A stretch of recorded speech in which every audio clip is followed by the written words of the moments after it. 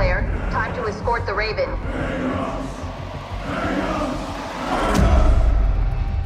The time has come.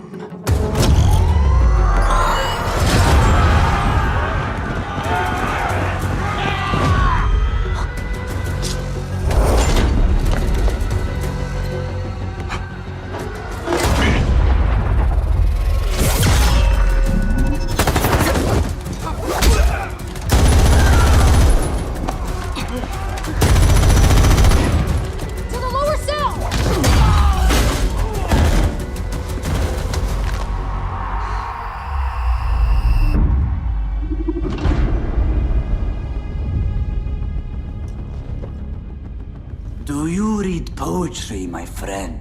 For it tells us not what has happened, but what is going to happen.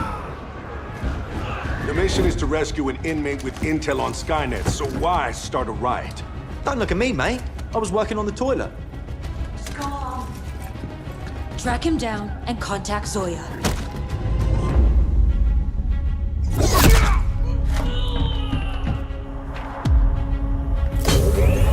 A divine messenger has guided me to your rescue. You are free. No. Firstly, it wasn't a divine messenger. Just a little birdie.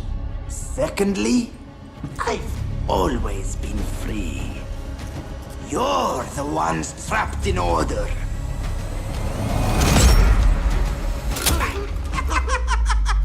Inmates have taken the control room and activated tidal defense system. It's all part of this madman's plan!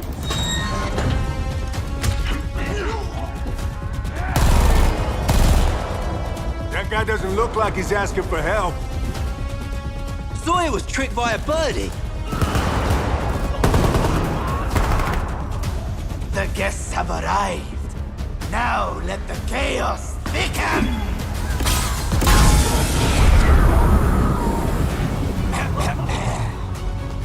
Then, Mythor.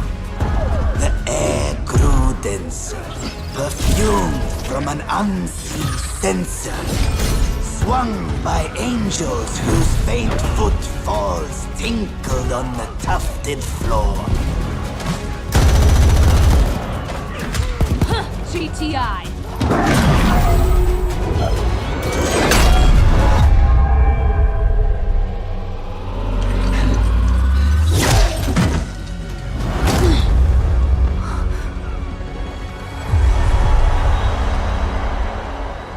Watch out!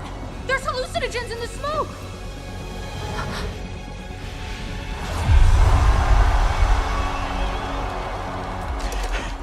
Luna! Luna? Wretch, I cry. These forces lent thee by these spirits it hath sent thee.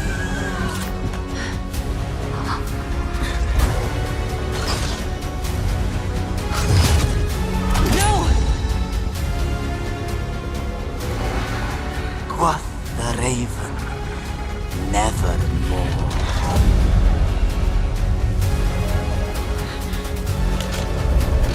Don't. They'll feel the blade of betrayal pierce their hearts just as I have. Tidal lock defense protocol fully engaged. Area is on the brink of complete I don't know what's submersion. going on between you two, but we gotta pull out. Now!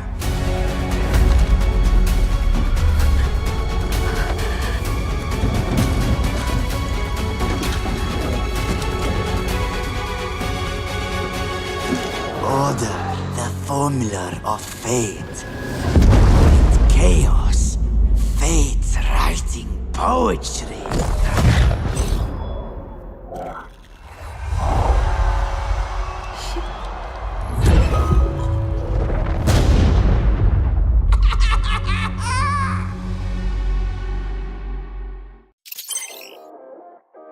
Greetings, operators. Get ready for the Delta Force break season. We're talking fresh maps, new operators, and game modes that'll totally change how you play. First up, let's dive into the new maps. This season, we're dropping you onto a tropical island with stunning blue waters, clear skies, and perfect weather. Don't let the scenery fool you, though. Havk has already taken over the intercontinental missile launch base here. you'll need to use the vast surrounding waters to your advantage, launching amphibious assaults from land, sea, and air. And hey, diving underwater isn't just for dodging bullets. It's perfect for flanking enemies and pulling off surprise attacks. Just a heads up, Hav might deploy weather weapons. This means the area could turn into a cyclone at any moment. So make sure all operators are prepped for combat in extreme weather conditions. On top of that, Victory Unite mode in the new season will feature a dedicated management panel for commanders. This panel consolidates all commander abilities, replacing the old, larger map interface, making it much easier to issue orders. Plus, there's a new commander ability called Call and Attack, Urgent Deployment. This bad boy can drastically cut down friendly respawn times for a short period, helping your squad quickly rebuild offensive or defensive lines. To keep operators agile during amphibious operations, the new season lets you pilot jet skis. Use them to zip around the battlefield and reposition quickly. After this season's update, engineers will find a new class gadget, the wire-guided missile launcher. Now infantry can use it to remotely control and hit targets. In operations mode this season, we're dropping a brand new map, Tide Prison, available only on PC. Your goal: break out as fast as possible, explore every nook and cranny of the prison, and make a successful extraction. That's the ultimate objective. When you first land in the prison, you'll be rocking a prison uniform and limited to throwing punches. But don't sweat it. Follow the guidance and you'll quickly recover your gear, complete the jailbreak, and start scavenging for supplies. Beyond the way we showed you, there are a bunch of other jailbreak methods just waiting for you to find. While exploring underwater in Tide Prison, you might stumble upon a new container, the DF Clam. If luck's on your side, you could even get the prison's exclusive, super valuable red item, Tears of Ocean. In the maximum security block, operators might randomly receive a flagship task called Operation Floodline. Respond to these emergencies and complete the operation within the time limit to grab the valuable data that's in the hanging cell.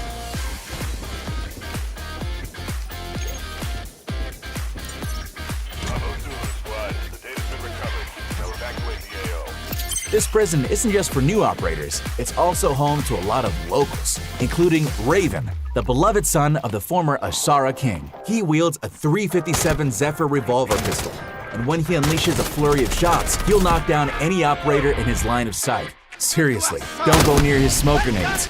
Touching the smoke will immediately give you hallucinogenic effects that mess with your vision. And whatever you do, avoid melee combat with him, or you will be executed. Also, don't ignore his guards. These Asara death row inmates pack a punch with both ranged and powerful melee weapons. Trying to save ammo against them is a bad idea. If you see other prisoners bursting out of their cells or even duking out with guards, it means a prison riot is going down, and Raven is roaming around somewhere. He's also left some gifts hidden in the prison. Open them up for a surprise. And speaking of jailbreak, how could we forget those iconic scenes everyone loves? If you can, pick your favorite way to extract from Tide Prison. The new season is packed with even more fresh content going live. Ready for a wave of upcoming summer events? From July 9th to August 7th, a brand new event pass kicks off. Play matches across both modes to rack up playtime and claim the SB98 Forest Hunter appearance, plus 20 armament voucher draws. Starting in the second week after the event opens, accelerated quests will also be open to help operators complete them faster. At the same time, special secret protocol crates will appear in the Zero Dam map in operations, with a new secret protocol crate added in a new location each week. On normal difficulty, an additional secret protocol crate will be added. Find them and successfully extract to obtain weapon appearances. In operations and warfare matches, find and extract with the secret protocol crate added in the final week to not only unlock early access to the new KC-17 assault rifle, but also the KC-17 Line of Glory weapon appearance. The KC-17 assault rifle will officially go live in the mid-season update. There's also a new Cold Warrior compound bow that will go live simultaneously at the start of the new season, and I'm sure you can't wait to use it to capture prey on the battlefield.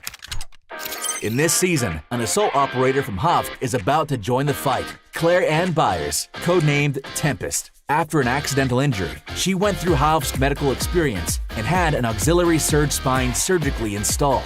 This allows her to use electrical currents to boost her core muscles, fully unleashing her athletic abilities for rapid rolling and finding opportunities to kill enemies in the crossfire.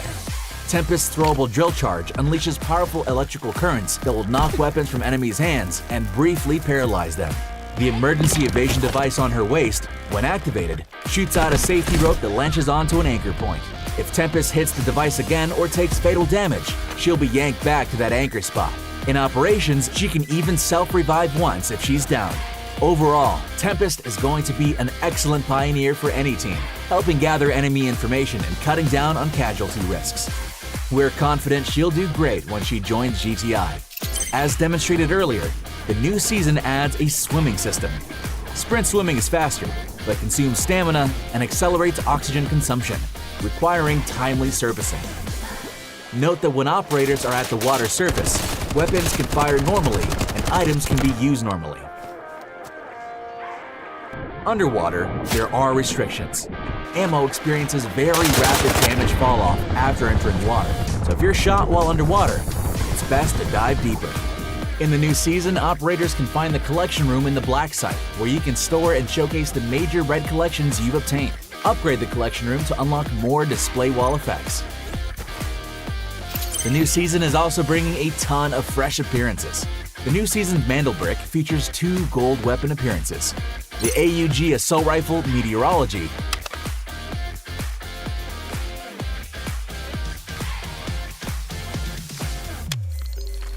The conduction coil is on our systems. Sync module.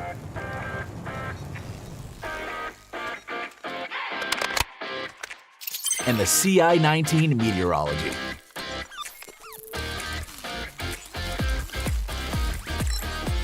This is not a toy, soldier.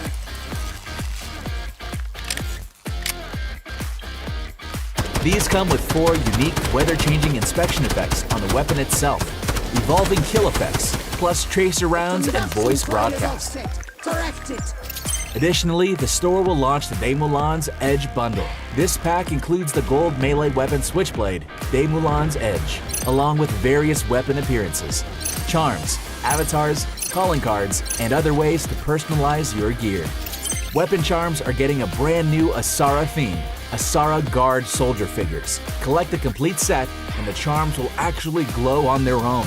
When your weapons fire, you'll even see cool burn effects. Make sure to grab them in the new season. Meanwhile, the Delta Force and Arknights collab is just about to launch. If you're an Arknights fan, you definitely don't want to miss it. That's all the exciting content coming in the Break New Season Update. Break free from your cage and escape to freedom on July 9th.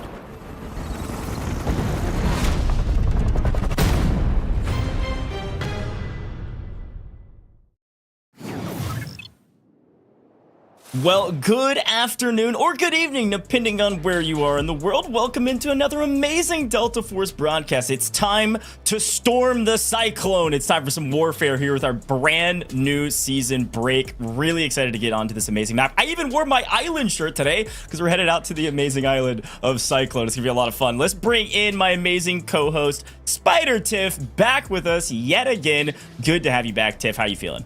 Hey, after Tide Prison yesterday, I couldn't be more excited to jump into Cyclone because this is the best part of my day, goes, is playing alongside with Delta Force. I'm not playing. I mean, we just get to watch a ton of it. It's gonna be you might be. Who knows? I'm excited to see where I look. Honestly, Tiff, I think one of these teams might need you. We'll see how it goes today. We've got 3 fantastic games for you, and who knows? Tiff might even pick up a controller now with controller support. But let's take a look at our format and talk through what's going to be happening today. We're gonna have a lot of fun. We're hanging out on the island. We're checking out the new map.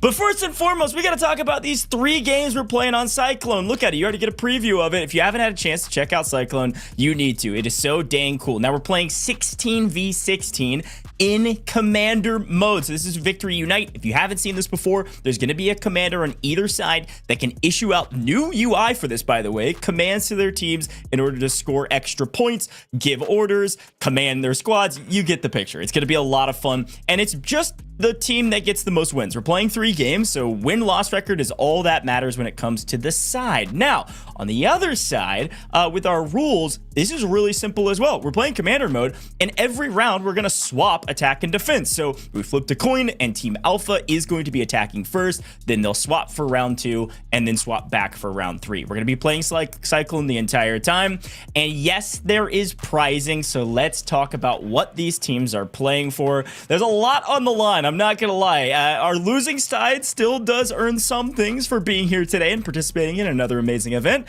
but the winning side, this is per player. They get 75 metal bricks in 3,000 Delta tickets. This is unbelievable rewards. Of course, just for competing and being on the losing side, you will still get 20 metal bricks and 1,000 Delta tickets per player. And then we also have some individual rewards. We do this every time we have a Warfare show. We've got the team rewards, and then we can highlight a couple of the top individuals on the day. So the 2 rewards you can go for is Top Slayer overall across the entire 32 players that are playing today, 75 metal bricks for that player, and 5,000 Delta tickets for the top Slayer and the top medic. And so if you're the top Slayer and you're on the winning side, good grief, you've got 150 metal bricks after today. Talk about some amazing rewards. I love it. But let's talk a little bit about the teams. Tiff, I'd love for you to walk me through a couple of these, who you've got your eyes on. We've got some amazing community members, streamers, and everybody in between competing today. Yeah, a big shout out to Delta Force in general, because there's something to be said about getting your community involved. I know you talk about this all the time about how involved it is throughout Reddit, the Discord, whatnot. We pull in those community members to drop in with some of the teams that I've actually gotten to cast over a ton recently. Look at Toxic Team and Rat Army over there on Team Bravo. Of course, you have some standouts that have just recently done work in the Delta Force esports kind of realm and that EU side. So I'm keeping my eyes out on John DeBomb in particular. You know, I was watching some clips to see how he was liking the new map, playing the new season and such. Bro, I saw a 700 meter wire guided snipe with that missile. 700 plus meters. So I look, I know Team Bravo is going to do some crazy things. So I'm keeping my eyes out. Of course, Anxiety, Stormy, Foxana, Babatrow. You recently saw them compete as well. And when you've got 3 of the 4 original members from that roster Toxic Team, look, it's going to be a good time. Yeah, I think my eyes are on Team Bravo to potentially win this. We do have some great players on Team Alpha. Excited to continue to watch Lord McLaren. I've casted over their gameplay before on Papayas. Team Zin is going to be pretty solid as well. And then I think Raflo team might be leading the charge. I've seen Nikita do some unbelievable things here in Warfare. So it'll be really fun to watch that team. Sway as well. Be Quiet. They're all really strong players. So I think that might be one of the top squads today on Team Alpha. But yeah, on Team Bravo, of course, eyes drawn to John DeBomb. John DeBomb, by the way, put in the Bravo chat. We made chats per side. Put in the Bravo chat. Please allow me to drive. I am professional drifter. And I don't know how you're going to be drifting on a tank shooting wire guided missiles, but could be drifting on the brand new jet ski. So watch out for John DeBomb. He's going to be driving everything in between, from jet ski to tank, maybe something up in the air. We'll see. But really excited about this. We got some great players. We got some great teams. And 3 games on Cyclone. So Tiff, talk to me a little bit about this map. Really cool map. We've got jet skis. You can swim. There's lots of water. What are you excited to see? Everything, honestly. I've heard so many good things about Cyclone. I just haven't had a chance to dive into it just yet. I've watched a ton of gameplay throughout our various creators on YouTube. People are breaking it all down on the guidelines, just looking at how beautiful it is in general, as well as the new swimming mechanic. And you kind of have these jet skis that factor in. Regardless, think about all the points, right? The ruins, the missile silos, like people are going to get mixy, but I think that this map has a really good verticality and has some angles where you can get like overlooking B, right? You go into the ruins, you've got those sight lines, and you can be really difficult to rip out of there, which is why I love, of course, that Tempest, the new assault operator, is in the mix, because she goes hand in hand with Cyclone, and her entire package allows you not only to like kind of run faster, you can do that barrel roll up to 7 meters in any direction, but you can swim faster as well. So since one of our rewards is going to be that top Slayer, I just want to see some people break out Tempest, get cracking alongside Cyclone, and plus you have the dynamic weather changes. Are we going to be so lucky to be able to navigate all of that? Because you remember the last time we were here doing this kind of same mode, it was over on trench lines and we got to check it out at nighttime. But this time, Delta Force just keeps pushing the equation to make things more different. Yeah, there's going to be lightning strikes, potentially storms, and everything in between, but I believe our first lobby is about to get started, so I do want to remind you to, first and foremost, drop a follow wherever you are watching. We are live all over the place. I say this every broadcast because it's true. I think we're live on 5 different platforms. We've got Reddit, we've got fandoms, we've got everything in between. Go check it out. Go drop a follow. There are crazy amount of Delta Force broadcasts in the future and events and new content, so make sure you drop a follow. And a quick reminder, if you're a big fan of Delta Force on mobile and PC, fantastic, but our console fans, get excited. August 19th, console Delta Force, it will be here. Get ready to break all the walls on August 19th because we are coming live to PS5 and Xbox here in just a little while, a little bit over a month. It's almost here. We are so pumped and thrilled about this. Also, controller support already here in preparation for this. And finally, yes, we have rewards for players, but we have rewards for you. We're going to have Twitch drops live throughout the course of this entire month, leading up to about August 9th. So you get your Twitch drops, get all these rewards just by watching this stream and other streams that have drops on. Super easy stuff. But folks, it is time for our very first game of the day. Our players are online, and we are back on Cyclone for the very first time on broadcast. Hopefully you've had a chance to check it out. But as we start, we're going to be guarding the beaches here as a couple folks come flying in with jet skis or anything in between. Flying into anything but with Tempest, right? Just locked into Viren. You've got everything that it's fine. Be hyper aggressive, but we wanted to see all of the water combat since Cyclone has so much of that. So just getting off to some Michael Bay level, or whatever you're going to... Yes, pirates? no, we got pirates out here? The explosions, the chaos? I love it. Well, we've had a chance to watch a ton of these streamers compete in the past, and Yellow is one of those. A really talented player and a nice ship combat. And I think you're right. I think there's a ton of directors we could call, this moment to and say, hey, maybe put this in your new movie. I love this. Here's a quick overlook at one of our first points here on point A. As a progression, if you have a chance to play Cyclone, maybe you've played King of the Hill, this is going to be attack and defend. This is commander mode. This is victory unite. So you're going to be traversing through A all the way to point E. This is one of the longer maps that we can play right now for attack and defend. And so there's going to be a long route for our attackers to win this. And right now, defense is doing pretty good about holding A. And right now, it's just about trying to decrease those tickets as much as possible. And honestly, if you have John DeBomb already locked into a vehicle, you said he was already talking in chat saying, hey, let me operate, let me get in those vehicles, I am going to absolutely be a menace. Well, look at you on that defense. They're locked in immediately. So Shipwreck Graveyard is going to be that first area on A, and there are some angles you can take if you can actually get up into the broken down ship right up there. But since people are so already knowledgeable about it, they're trying to keep you from being in that area. But taking these sight lines, like you see Lord McLaren right here, it's kind of what you got to do to have some success. Yeah, I'm going to be honest. I think pretty quickly we recognized the key to success for our attackers is going to be taking John DeBomb out of that tank. I think once you get vehicles immediately and you've got a good player, and well, I speak of the devil, see you later, John DeBomb. Tank goes down, focused fired from the attackers. Well-placed rockets does take down John DeBomb. At least one tank down. This is an opening that the attackers need to push onto this point as soon as possible. Нужно кемперить воду, не давать переплывать. Это очень имба. Какой он долбоёб тупорылый, Yellow, блядь. Сзади, блядь. Что молчишь? Okay. Going on in, immediately starts diving into the action. So this is one of the things that Cyclone has. Like, we talk about the verticality that you get through a lot of the ruins and the missile silo and such, but when you're still out in the open, it can be such that mid to long range engagements, which can be really worrisome. But unless you are, just right here on top of the rock, going through it, hit the reload, just watch out for the vehicles. It's got a really nice place to guard A from. They are losing it slightly, but body stacking on point, making sure that it doesn't get taken quickly. Again, A, it's not necessarily an insanely difficult position to take, but a well-coordinated team can hold this for a while. Now, quick notice, top middle of your screen, if you're watching Warfare for the first time in a little while, you haven't had a chance to play a ton of it recently. Yeah, there's tickets, obviously, per map. Those will you'll get tickets back if you capture a point. That's how many lives, essentially, you have as the attackers to capture this next point. So they've got plenty. This is a big map with lots of points. You start out with 400. We're still well into our way of being okay right now. They don't have to cap immediately. you're really not saying this is a huge success for the defense, Tiff, unless they get below maybe 300.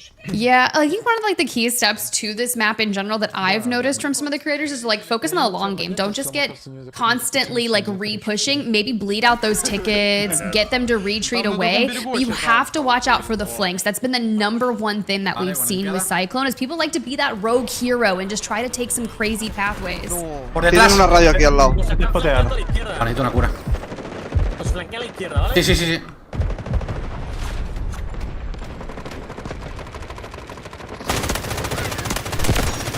Nice find on the outside.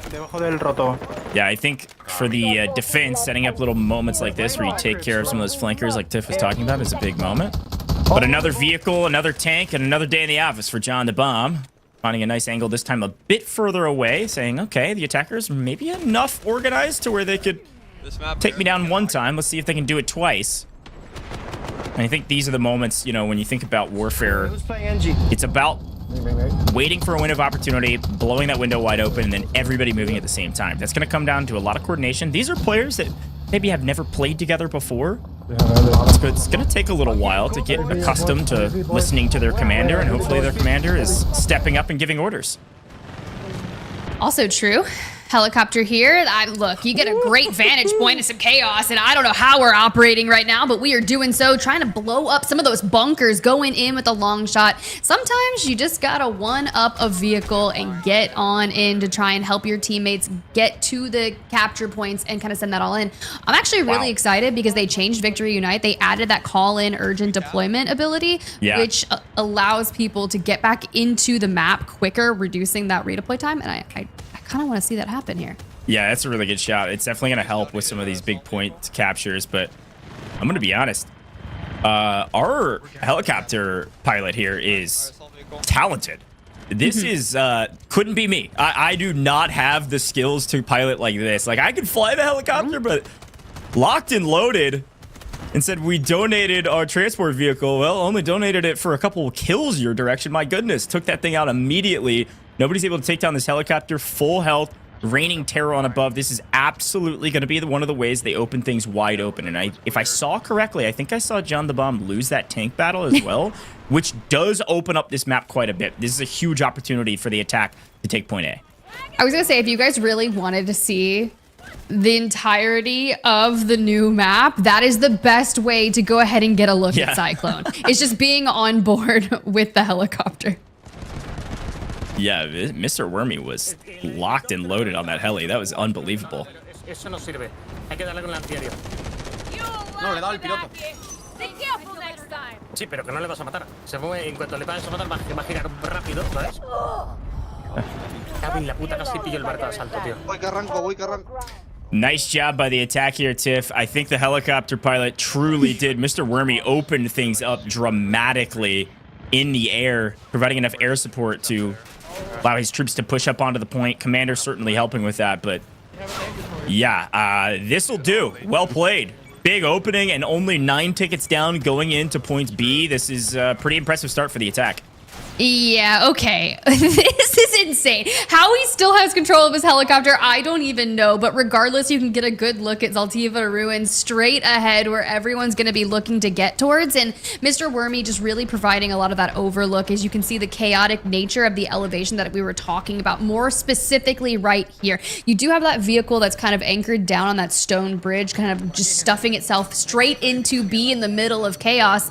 But then you still got the people playing in the water, which I completely respect because Cyclone gives this ability to you to be able to just kind of anchor yourself out here. But what better to do it and just constantly keep that big barrage of damage straight towards them. But you gotta find the angles though.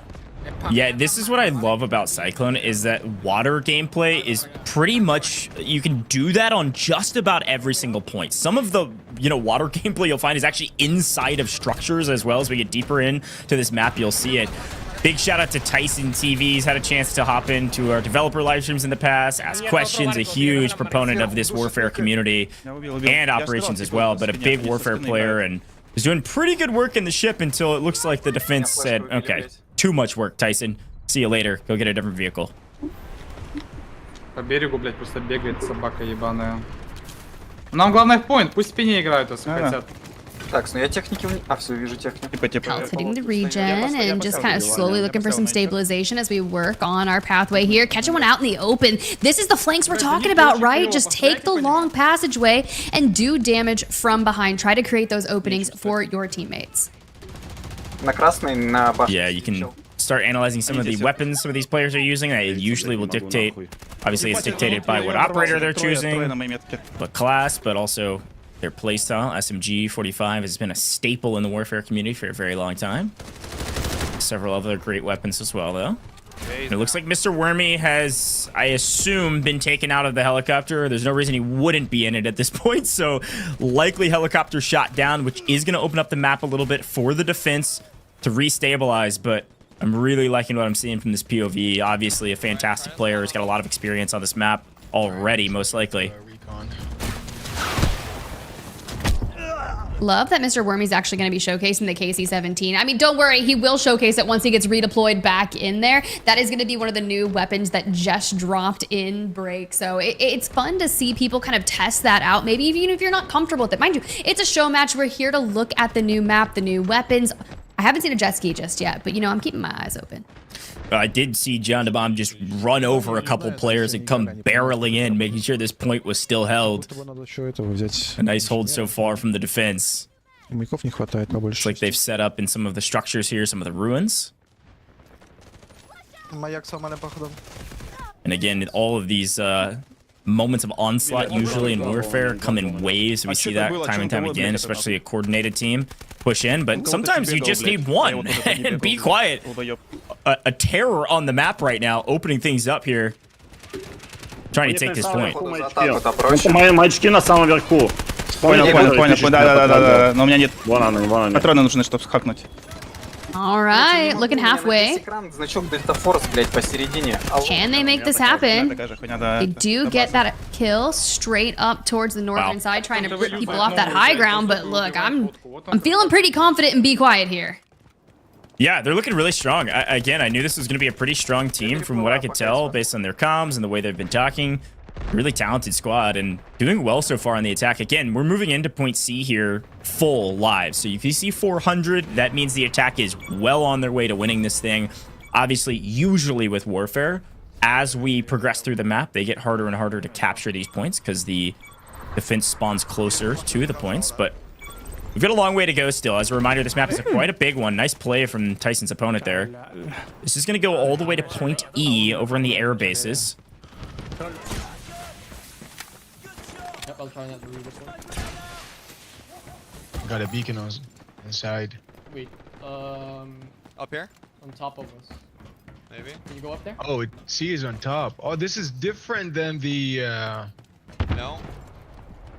Yeah, I played the other one. Yeah, I was gonna say this is what somebody else was saying in the Discord the other day. They were like, "Oh, I don't think I've played Victory Unite on Cyclone yet." People have been used to playing King of the Hill if they tried it on the test servers or otherwise, and the points are obviously different because you're having to progress through the map rather than fight for control of the center of the map. I'm really liking this. Point C is up above. You can see Tank on point right now, fighting against John the Bomb on the other side. Tank Destroyer down by a tank. So unfortunately, name doesn't hold true, as it looks like our attack is blowing things open immediately on point C. Look, I'm telling you, that's why you got to have your engineers locked on in to make sure they can deal with some of these vehicles that we're witnessing, because they're just wreaking havoc. But sometimes you just got to pit your vehicles up against other vehicles. And, well, Eric here going to get ripped out from just behind that cover, diving in, trying to clear out C here if we can. But the zipline plays are going too crazy. I thought Karenko there was going to be able to hold on, but unfortunately could not. One shot. How do I get up there? Up here, zipline, zipline. Let's go there. Take the stairs. Oh yeah, let's go. Oh, there it is. Oh my god, how did you move that? We're split right now. Well, it sounds like everybody's still learning the map, Tiff, which I respect. It is brand new. It's only been out for, I think, less than 48 hours at this point. Right around 48 hours. I'm dead. And I thought for sure the attack was going to blow things wide open with that tank moving onto point, but the defense was able to get back onto the point quickly, play over the top, and force the attack completely off high ground now. They have complete control of this high ground position on C. There's only a couple remaining players even on the point at all contesting. Yeah, it's tough. I just saw John DeBomb actually go by foot straight towards Mr. Wormy and completely decimates him, just strictly outnumbered, but back on board here. Mind you, top Slayer, top medic. These are individual medals that we're going to be looking for after the end of our 3 games, and if you're already pulling people up off the ground, hey, that's the start that we want to see.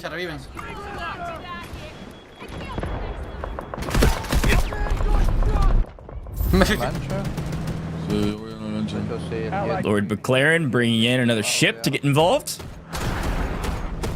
Quickly, the defense sees him in the water and says, hopefully we can take this thing out quickly, folks. So let's grab our AT-4s. Let's grab whatever it takes to take this ship down. They do have some angles. Again, this is the difference with Cyclone compared to other maps, is that basically you're going to have a water pathway to fight with. Jet skis, ships, everything in between, for just about every single point. Now, some of the points like this one have some limitations. You don't have as many wide open angles as some of the other points, namely the first, namely some of the last. But even still, you can always look at that. You can bring a ship all the way up next to point C on the backside to try to make a push. And it looks like the attackers don't even need it. They've got a tank clearing the pathway, but then they just body stack on the point and force the defense to swing back to the actual objective and try to contest. Good shot on the combat boat. You can see it there on the horizon, and it's great for those squad pushes or suppressing any like kind of defenses, but there it is, the jet ski. We're gonna hunt him down. This is everything. Call it Waterworld. I'm all living in it at this point in time. Can we rip that player out from behind the sandbag looking fence? Well, maybe. A couple hits. Maybe just a few more. Oh, implosions are coming. Yeah, gonna need about 4 of those to take down the ship, though. So I think he'll take 2 and be healing up at the same time. Looking very healthy and is being forced to back up here. The attack has taken point C. We're gonna be moving on to point D. Again with full lives. So the defense really needs to step up right now if they want to win this thing. По тросу. Отсюда зайдем, в тыл. А меня убивает спиня. Троллика 40. В траву такую ёбок, блять, нахуй. Well, someone's deciding to be a little menace and just say, all right, waiting for the next sector to unlock there, and you can see it's waiting to respawn, wants to go straight down to Dark Dawn. And, you know, I like this reposition here alongside the team and just kind of reassess, but you're getting good looks at even the waterways. This is why I was talking about Tempest in general with her package, giving you some of those boosts in terms of swimming capabilities, shooting while submerged, just all kinds of fun things. Now, granted, we haven't really seen too much Tempest here. People just really feel comfortable with the operators that they typically play, and that makes sense. Yeah, no, I totally agree. Everybody's still learning Tempest, and I've got to say, Be Quiet obviously putting on a show for us. My goodness. A nice spin snap. Data knife to the face does eventually get cut down, but something that you're noticing Be Quiet do and his team really succeeding on is making sure they're setting up respawn routes for their team. So they're putting up some of those respawn beacons on the outside so that they can respawn there as a squad, and trying to make sure that they're out of combat on the flank so they're able to play. But this is one of the moments, one of the pieces of the map that I was talking about. You can literally drive a ship through this building. There's a full waterway that is available, whether it's jet skis, whether it's some of your battleships. You're able to swing through here and contest some of these points. Now, Tyson looks cool doing it and is able to pick up a couple kills, but he's going to be playing support for his team. They should be able to spawn on him if he's out of combat and be able to move into these points. I think, Tiff, that D1 and D2 and point E are the hardest. So this is a huge part for the defense to really step up right now, deplete a lot of lives so that point E hold is even easier. I think if the attack goes in with full lives at 400 going into point E, the attackers will definitely win this. I just love the fact that we got a combat boat working on the waterways throughout here, but back on board with Mr. Wormy. Oh, they're all in here now. Oh. That's kind of scary. That is not a comm you want to hear when you're moving towards Poseidon base. You just hear, they're all in here now. Okay, well, Lord McLaren, you're up next. That's exactly right. And you can see some of these players have swapped over to more CQB weapon choices, whether it's a shotgun, P90, or otherwise. There are a lot more CQB positions on this map in these points D and 1 and D2.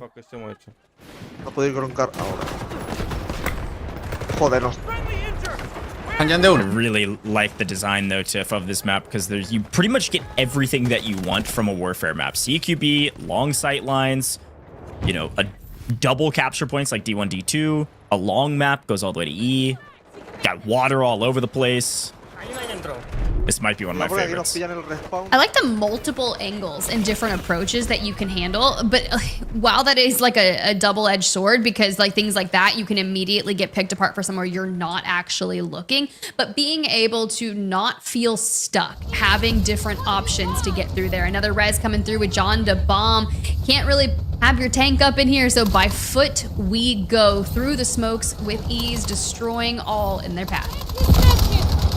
Yeah, one of the things I always say when we talk about warfare is the pace of play really shows us how good of a player people are. Usually, if you're moving fast, if you're in a flow state, flying around the map, you're usually a high-quality player. Now, I gotta say, John de Bomb's sense is out of this world. This dude's sensitivity is on max. So, speed of camera movement, not necessarily dictating of skill, albeit John is one of the better players on the map based on historical data. Does get taken down there, as looks like our opponents have found a nice angle on him, but good grief. I cannot play any game on that sense. That's crazy. I can play a game with a shotgun, though. That was nice. I'm like, shotgun to the face. We just keep on going. This is where you're talking about that close range combat, especially down here on Sector D. But to the water we go. Brief look at it, mantling on out. But it just goes to show you how fluid it is, right? Quite easily. Doesn't actually connect that shot for too much and instead gets picked off. But you're going to keep on challenging it anyways.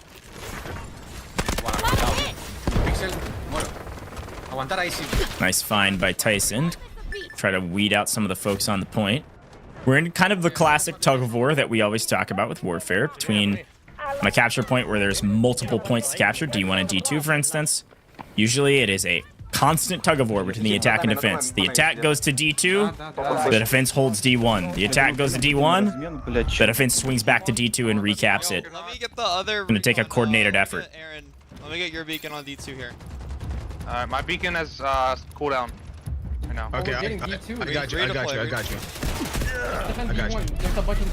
Here's your strat coming in. You talked about it earlier, the use of the respawn beacons to make sure that they can anchor down a location. He's like, yo, let me get that beacon. Unfortunately, on cooldown, and well, we see a little bit of chaos, but that's all good. We're going to keep on moving throughout and check back in with some of our other players. Take it! Fix yourself up! I'm with you. Just hold. This way! Behind. Inside the objective, west us. I'm not kidding. My brain cannot move this fast. This is wild. I respect the fact that John de Bomb can hit anything on that sense. That is impressive. It's not like Mr. Wormy that was in the helicopter earlier. What do you mean? Like, I felt like I was in the helicopter above Cyclone getting the tour of what felt like Jurassic Park. Yeah, there's a reason we're in the booth, Tiff, and we always say that. Watching John de Bomb and then Mr. Wormy's perspective, it fully emphasizes that point even more so. Definitely. And you see Be Quiet here get flanked. We thought he was going to be able to get out of that one for a second, but you can see there some of the different top fragging. I think I saw 55 kills from the player on the left, and Mr. Wormy, oh, he said, I still want a vehicle. I feel comfortable with my heavy machine gun. It's to the right. Right here. Oh, Saniva got him. You can see that points D1, D2 being recaptured. That's by the defense right now. You can kind of tell based on the colors of who's who. But right now, Eric is on the defense. They've recaptured D1 and almost all of D2. Doing a pretty good job right now. They've pretty much just now breached a metric of minor success, right? We wanted them to deplete lower than 100 lives on this point to have any semblance of success, but we need a lot more than just 100 at this point. We have only got point E next, and it is a difficult one to capture. But if the attackers have full 400 or close to 400 going into it, I think they're going to be okay. So let's get them down below 200, and then we'll call that a success. Good smoke and res here, but the push comes in, and that's 2, and they swing it through the entryway and then disappear. Still, SMG 45 ripping shreds as expected, but across the waterway we go. Seems that we are going to have some time here trying to figure out Sector D, which honestly, It's fun. We were talking about all the close range combat that we have been witnessing, but a lot of the utility packages coming through to try and anchor off one doorway where you can focus on another. Yeah, and also just give a moment for where your teammates can respawn on you. This is not a place where the attackers are supposed to be able to respawn, so a huge moment for them. Get more bodies on points. Looks like our attackers have, for a moment, taken a part of D1, but it's quickly being taken back. Nice play here from Be Quiet over the top, off the top ropes, picking up kill after kill. SMG 45, extremely efficient in these medium close range encounters. The attackers have a little bit of breathing room on D1 if they can stay together. They need to full cap this point before thinking about the second. Watching Be Quiet is fun. He's just like skating all over, and a little bit of love here from John to Bomb, right? And maybe not in the form of his teammate Yellow Love. That's funny. Shooting bodies when there's two boats outside, blowing holes in the walls. No, it's over for them. The defense holding down D2 for a moment. D1 being recaptured by them as well. If they can take down both of these ships and everybody spawning on them, this is going to be a huge boon for them. Yeah, John Bomb was really relying on some of his teams to get onto D2, which is launch well. He was kind of just pushing out and trying to connect before the defense could essentially rip them on out of it. But here we go. Where are we respawning back on in 2, 1, into the fray we are about to release. Our beacons are perfect right now. Yeah, honestly, I totally agree. The beacon spots they have right now are really strong to be able to take these points. This is Mr. Wormy again on the attack, trying to take D1 while D2 is being taken. This is going to be an extremely important moment for the attack right now. They've got D2. D1 is entirely on the back of Mr. Wormy right now. He's able to take down one. The masses are going to be swarming on Wormy, and he's got some backup now over onto D1. This is potentially the moment that the attackers needed. If Wormy can hold here against Mini, he is going to be the hero of D1 and potentially the hero of this D point in general. A big moment, unfortunately, doesn't swing back around the corner in order to reload and gets punished for it, but his teammates have caught back up. Starting to get kind of close on D1. Здесь.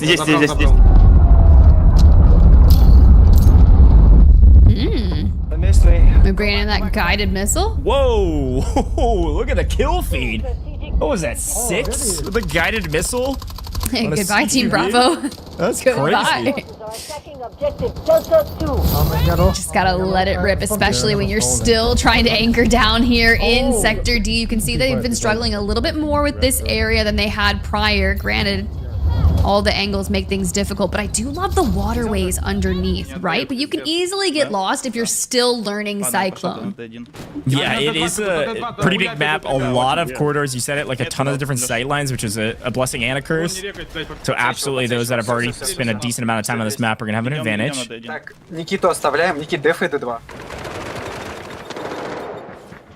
A really strong recap here for the defense.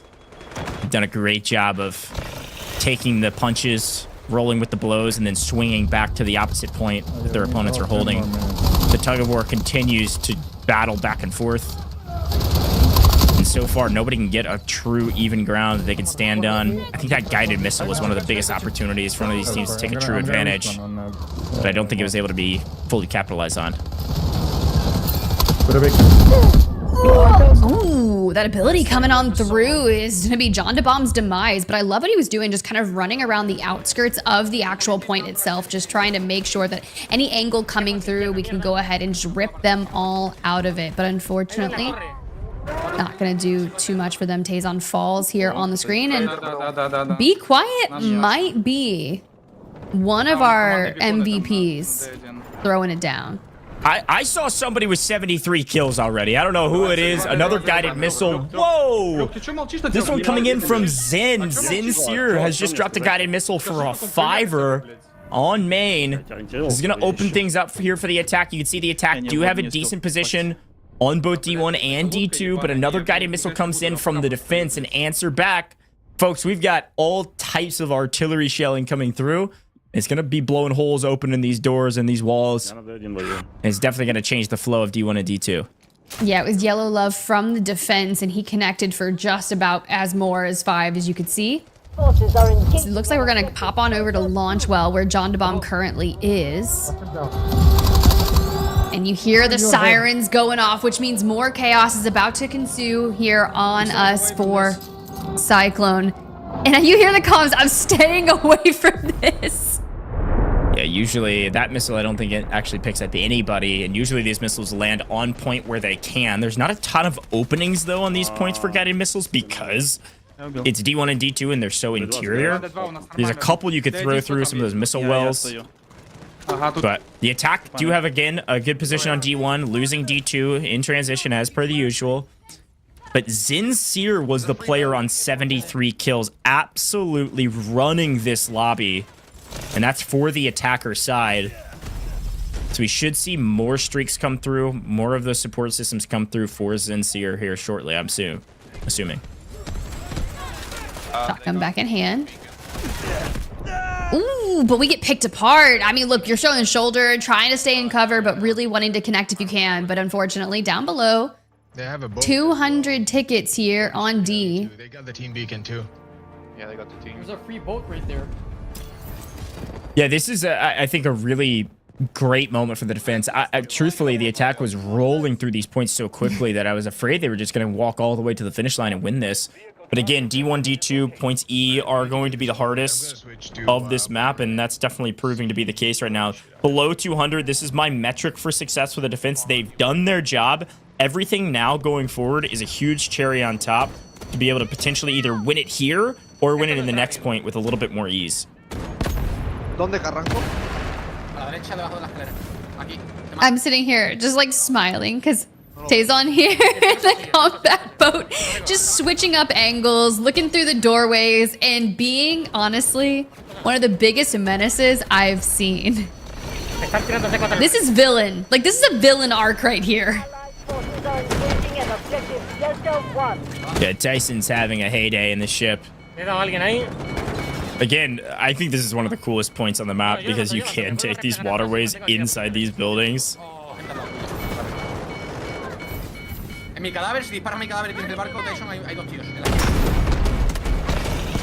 Do it again. Just keep it going. Oh, you want to try to swim? No, not today. 2 ships, why not?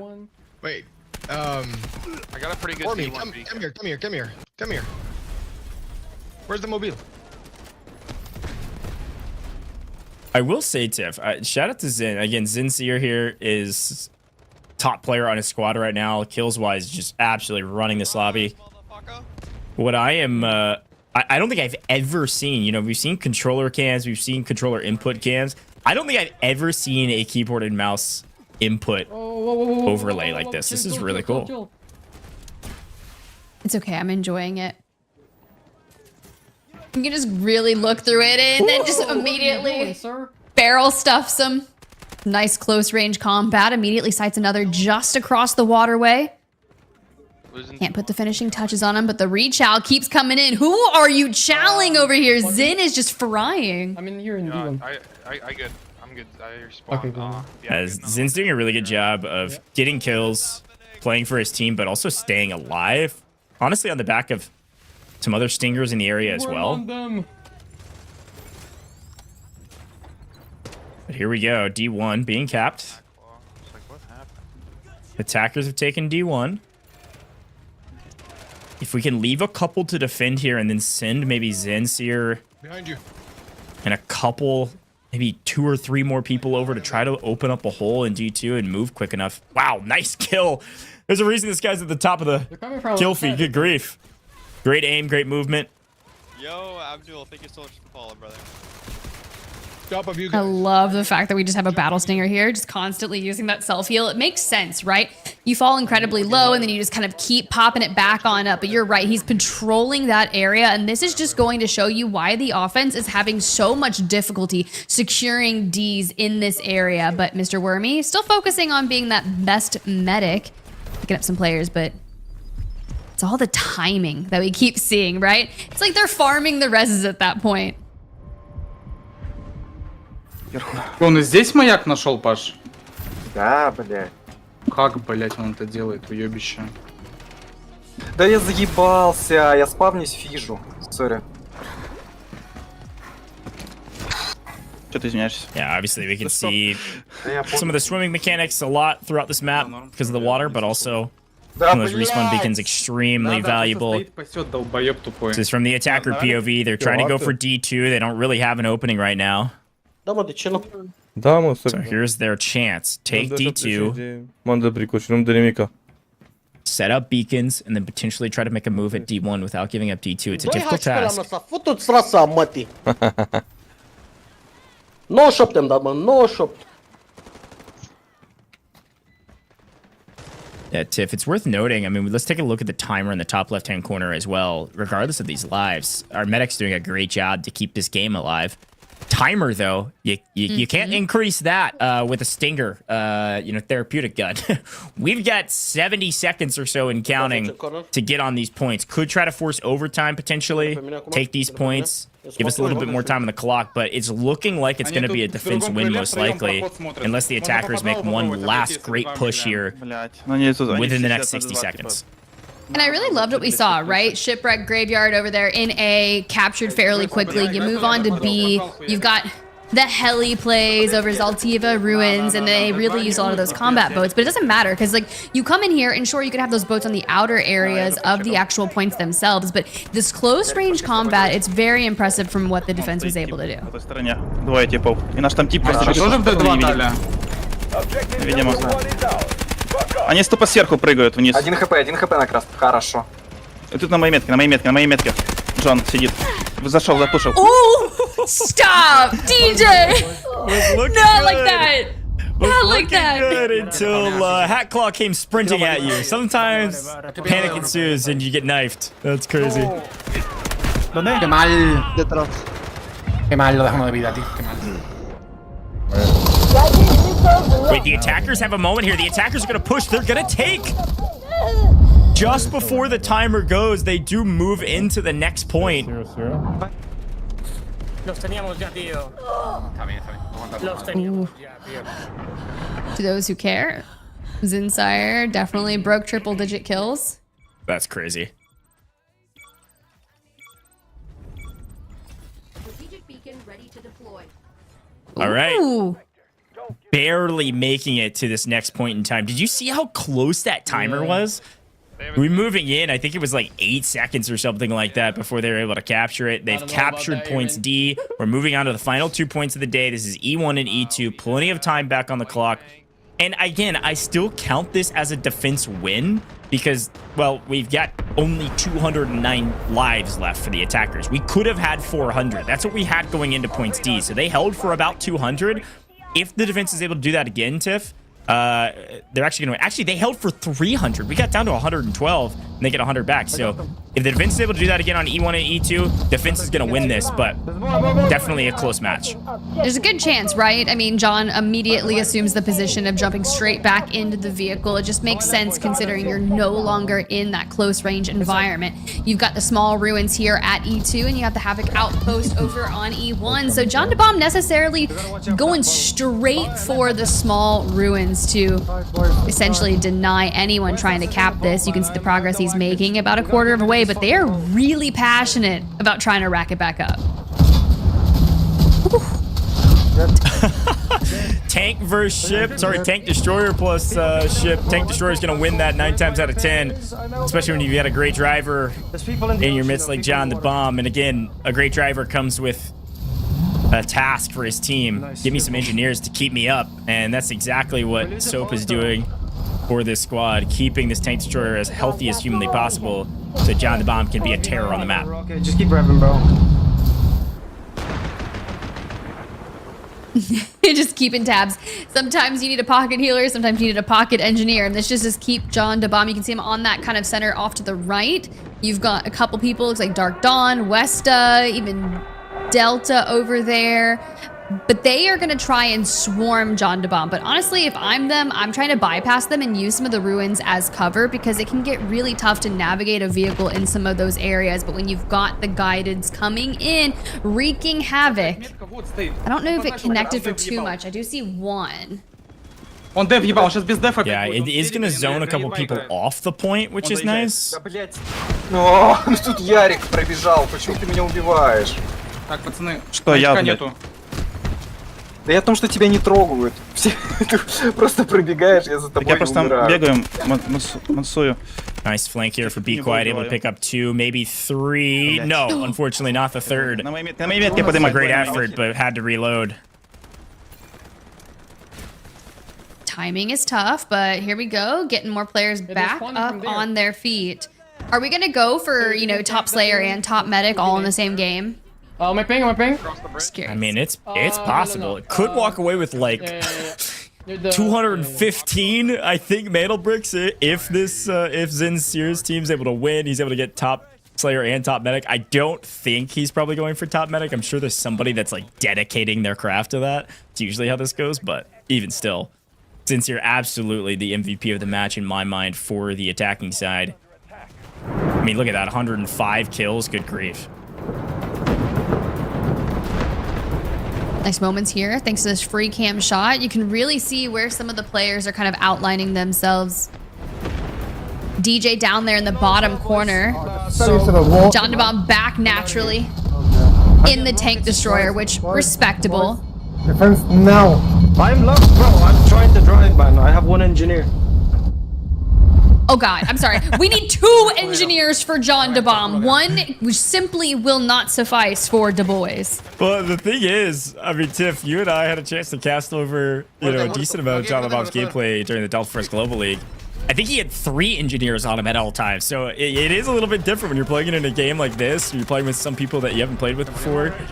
You don't have an entire team kind of focusing around you as a win condition. To change the strategy a little bit.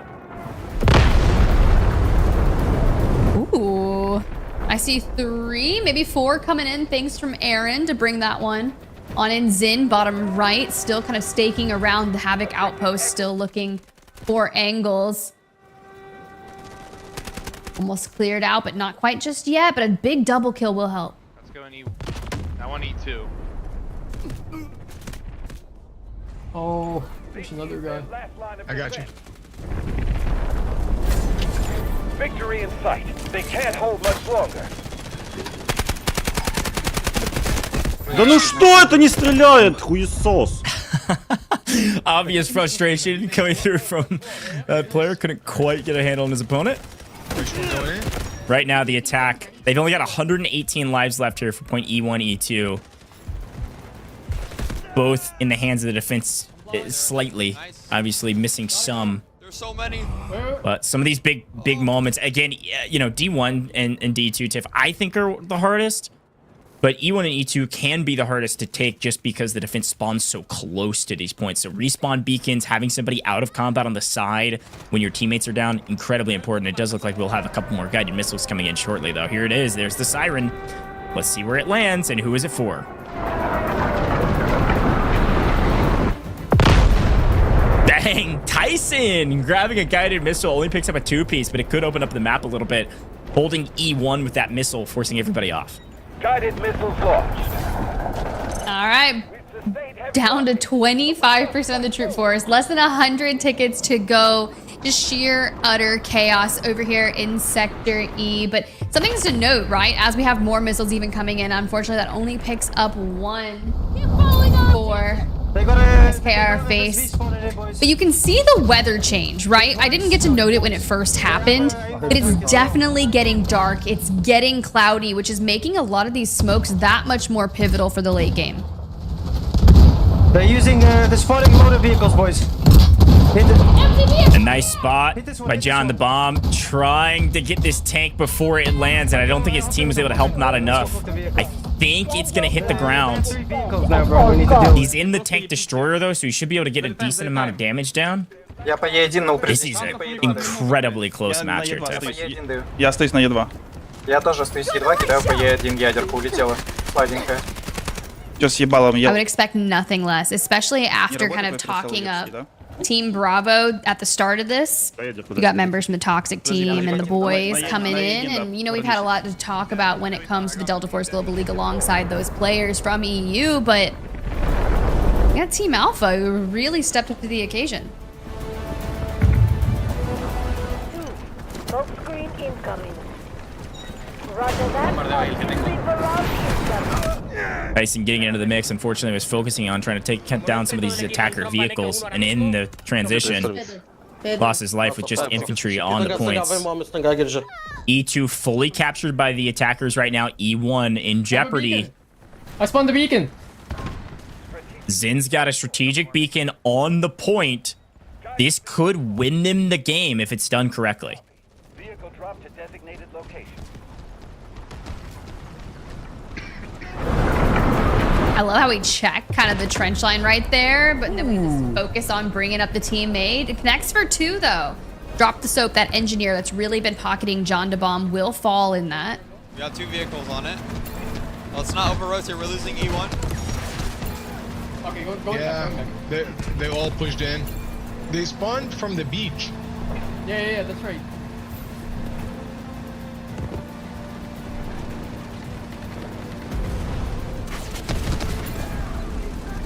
My God. There's a lot there. They're trying to mine me. Another great push. Tank destroyer in hand from Mr. Wormy. The attackers have been thwarted for a moment. This couldn't get any closer, folks. We have 59 lives left for the attackers, and we are basically even trading points on E1 and E2. It does look like defense is taking control over again, as looks like one of these players comes flying off the bridge in a vehicle of their own, taking down Mr. Wormy. Not Mr. Wormy. I like this ship respawn, though. That was a great play for the attackers to swing over to E2 and play this tug of war correctly. If the rest of his team follows, oh no, gets gunned down. Whoever that was hitting their shots. Love it when they got the gunny, and all right, now starting to kind of hit that move forward. You love to have that swarm system come through and try to highlight some of our angles, but John DeBomb. We're good. Moving throughout, really trying to prevent anyone from laying siege. We are almost down to the wire. Less than 40 tickets to go. We got 11k score. I think I can dump another. Yeah, I was gonna say, this is the moment with 30 some odd lives left. This is the moment where you've got to call in everything. Call in the artillery, call in the guided missiles, call down your beacons, put everything you need on the map, more vehicles. Let's get all the tanks. Whatever it takes. And speaking of tanks, got a couple vehicles going down. Nice shots there. Lil D is able to take down another. And the attackers can't quite get a foothold on these points. This does remind me of a little bit of the pub's gameplay loop, right? Your team not incredibly coordinated. You're trying to figure out how to get people going where you want them to go. And usually the best strategy for that in normal public lobbies is you've got to create the window of opportunity. Be quiet doing that right now. Picking up several in transition and unfortunately finally getting cut down. It should open up a window for his team.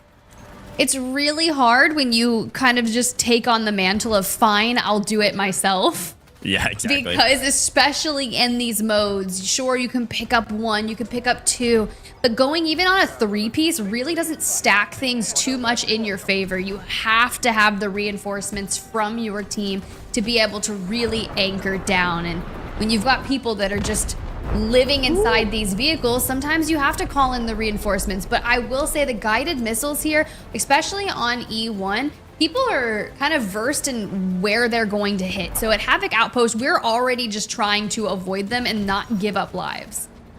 Yeah, it looks like our attackers, this is kind of their last big push here. They've got a vehicle on both points, trying to take these points back, but they don't have numbers advantages. E2 is going their way, and as it begins to go their way, Mr. Wormy says, I'm swinging over to E1 immediately. Comes flying in, picking up several in transition. Wormy could be MVP of the moment right now. If he can get enough room to work for his team on E1, they could take both at the same time, but they got to move immediately. And unfortunately, as they swing over to E1, E2 is being contested. It's going to come down to a couple of these vehicles to open things up in the final seconds of this game. The last life for the attackers. And I think, just barely retake part of E1. And unfortunately, not enough to force overtime. A great effort. Great stat padding at the top. Insanely close map. I mean, we got down to the wire there, Tiff. We quite literally couldn't have gone longer. That was like a 50-minute game because we went through every single point, and especially in the last 2 points, D and E, insanely close. And really tipping my hat to the defense, making great work of that tug of war gameplay that we talk about often, always being willing to trade points as needed to stall this game out as much as humanly possible. Very well done. I think it's really great that that's our first map on Cyclone because you really get to just kind of hone in. I love that you highlighted D, right? Launchwell and Poseidon base. And yes, a lot of the time was eaten up there, but when we have Team Alpha that was attacking first, you can kind of return back to that in game number 3. You can say, hey, where did we get held up with in that first game and how can we improve on that so we don't lose so many tickets yet again? Yeah, it's a great shot. I want to take a quick look back on some of those replays because we had some great moments in that game. And like you said, a perfect first map to show the entirety of this map front to back. We saw it all. And we started with some naval warfare, some land to sea fighting between tanks and ships, and obviously some great infantry moments. Some of my favorite highlights, obviously, in warfare mode are the vehicles. There's some big moments where you can make some massive plays, but I'm really impressed with Be Quiet as well. You'll see him probably several times throughout the course of these highlights, making massive plays, getting 2, 3, 4 pieces as an individual is a pretty big effort here in the infantry side of things. But we'll see plenty of vehicle gameplay moments as well, whether it's tank destroyers, tanks, infantry vehicles, IFVs, and then this helicopter. I mean, I knew this was going to be on a replay package because it was so dynamic. Mr. Wormy really knows how to fly. I don't really have another way to put it. Just knows how to pilot so well, had so much value for his team. Frankly, I think Mr. Wormy, probably the reason his team was able to take point A so quickly. And then unfortunately, trying to dodge, I think the lab took him low and just a hair too low on that swing. And I think is the reason he got cut down. Tyson in a ship most of the time as well. But as you can see, the attackers were able to push past point A very quickly. And then it was the big question as we were shooting bodies and talking a little bit of trash. It was the big question is, was the defense ever going to stand tall, right? Point B, point C, point A even went very quick. And the defense struggled until points D here, Tiff. Yeah, and maybe it was just because it was the open sightlines that they just really didn't excel in. And when you have someone like Mr. Wormy, right, that was doing the absolute most when it came to Sector B, sure, things are going to start to iron out, especially here in D. And you called it, right, Tyson? Constantly keep staying on that combat boat, using a lot of that heavy artillery through the doorways. But this is where Zin really started to amp up, in my opinion, and went quickly from like 50, 60 eliminations, neighboring on the side of triple digits. Yeah, Zinseer was doing massive work for his team. Like you said, triple-digit kills at the end of the day, and then some. Unbelievable. And we finally got to point E, and this is where I said it right before we finished point D. The defense did such a good job on point D that the attackers just barely didn't have enough time. I mean, you can see some of these final moments, 50 lives and counting. Some of these real tank destroyers were huge effort for the attackers to open up windows of opportunity. But I think the only reason the attackers didn't win this game was because they just spent too much time taking points D1 and D2 and only had 200 lives. I think if they even have 250 lives going into point E, I think they win. Final moment here. They had a nice push, but barely didn't capture an entire point in time. And because of that, we will not be seeing them winning our very first map. Now, if we will be swapping sides going into the next map, and I believe we are going to be swapping truly over to that commander mode. And so because of that, there's going to be less lives to work with for the attackers, but a big moment for the folks that just lost moving to defense to try to grab a win of their own and potentially even the tally 1-1 and go into game 3 even to see who takes it all. I'm really excited to see the team swap and see how it all works out. I think so, because even with not being in the Victory Unite mode, people were kind of trying to manage their number of tickets, because you saw the timer is actually dwindling out for some of the tickets in general. So preserving your lives is going to go far when you essentially get the large of your tickets kind of cut thanks to this mode. And I was talking about that new ability that they brought in with the break season, right? I want to see the reduced deployment time. I think that's really going to benefit our teams, especially if you're struggling, or maybe you're not getting your respawn beacons into a valuable position if someone keeps like kind of cutting them down for you, taking them out, because we want to make sure that we destroy every single one that we see. So making sure that you call that ability in, get your teammates back in, and maybe go for 2 for 2. Yeah, no, I totally agree. Well, our scores almost updated from that first one. Love to show you where people are at in terms of the Slayer category, the medic category, and just overall score. Excited to show you that. Our mathematician's working hard behind the scenes. We're about to jump into game 2, but while we wait, I want to show you a cool video from our game director, Shadow. Saw this a couple days ago. You're going to check this out if you haven't seen it. 大家好，我是 Shadow， 非常高兴 Delta Force 规模非常大的新赛季即将推出，也特别期待大家的反馈。关于大家一直想要的主机版本，我们一直在努力的在做准备。今天终于有一个好消息会告诉大家 ，Delta Force 的主机版本将在8月19日正式推出，会登陆 PS5、Xbox 并且是免费游玩的。黑鹰坠落也会作为免费 DLC 推出。 再过几个小时，我们的主机版本的商店页面即将开放请大家记得把我们添加进入心愿单。同时呢，我们也会推出一个超值的主机平台的礼包，然后现在购买可以在主机上线的时候获取。我们也将在7月份开启主机平台的先检技术测试，请大家关注我们的官网和各大的官方社区。 我们也将在陆续发布一些招募的一些指引，欢迎大家来体验，也希望大家多多给我们提一些反馈意见，我们会对这些反馈意见做出很好的优化和修改。同时呢 ，Delta Force 是我们团队的第一款的跨端产品，也是我们首次在主机平台上的尝试。我们的团队花费了非常多的时间和心力。 然后我们希望能够把产品打磨好，和大家见面。也感谢大家一直在耐心的等待和支持。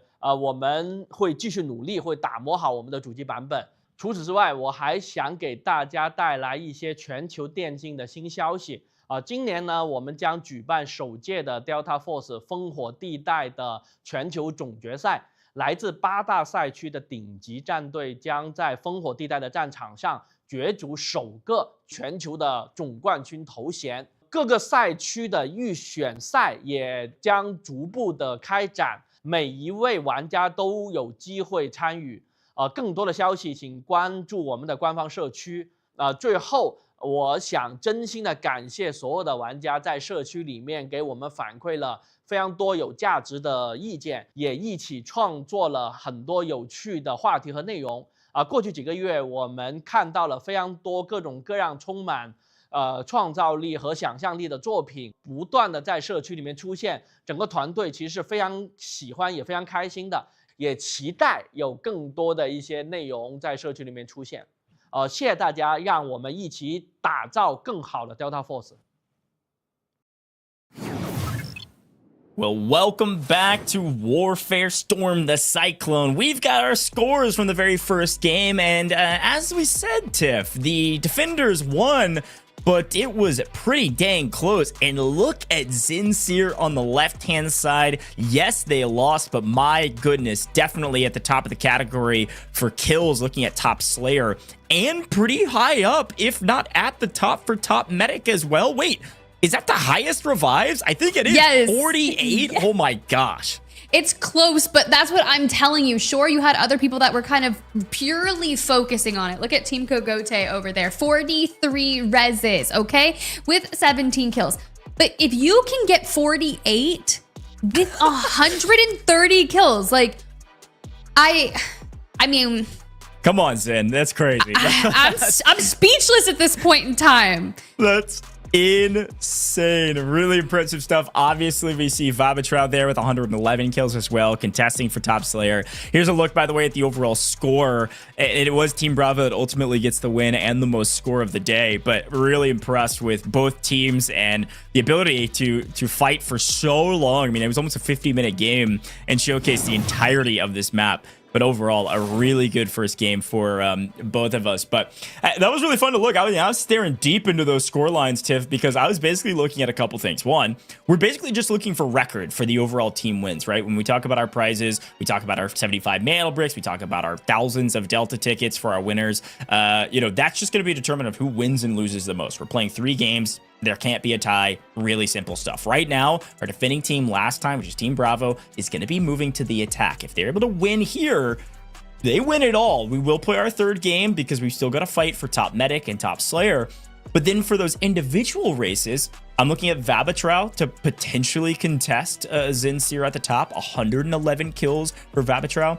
And then you're right. I think it was Kagote that had 43 revives, only a couple behind Zinseer as well, playing for top medic. Now, again, Zinseer's side did end up losing. So Zinseer would have to win the next 2 games and go top slayer and go top medic to get that insane amount of mantle bricks of 215 or so.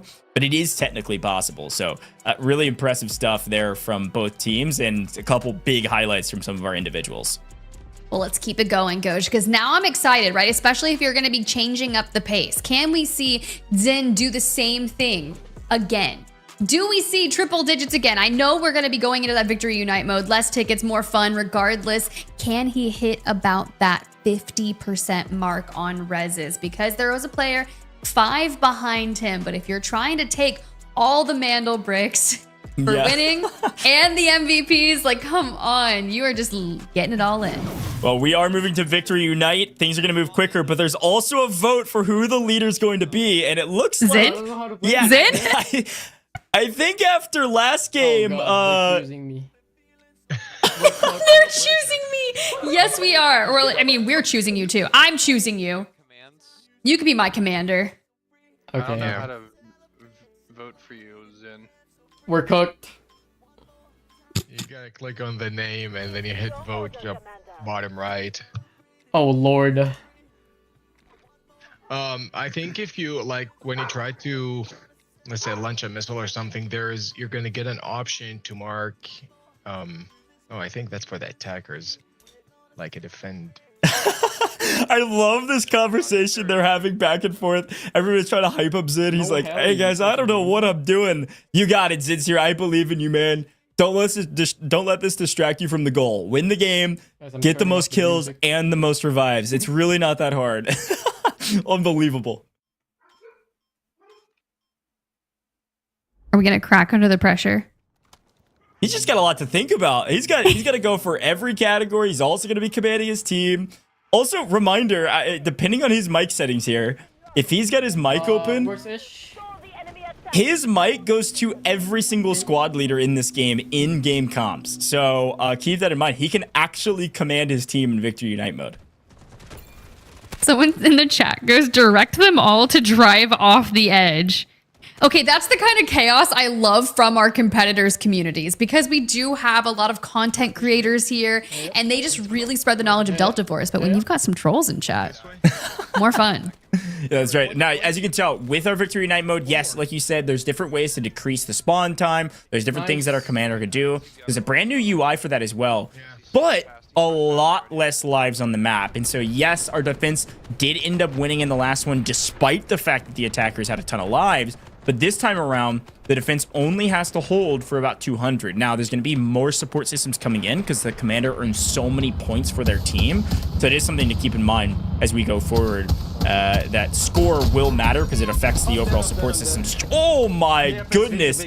John the Bomb trying to act like Mr. Wormy and immediately gets taken out. They saw the helicopter come low and they said, everybody shoot fire, take this thing out, and it is gone.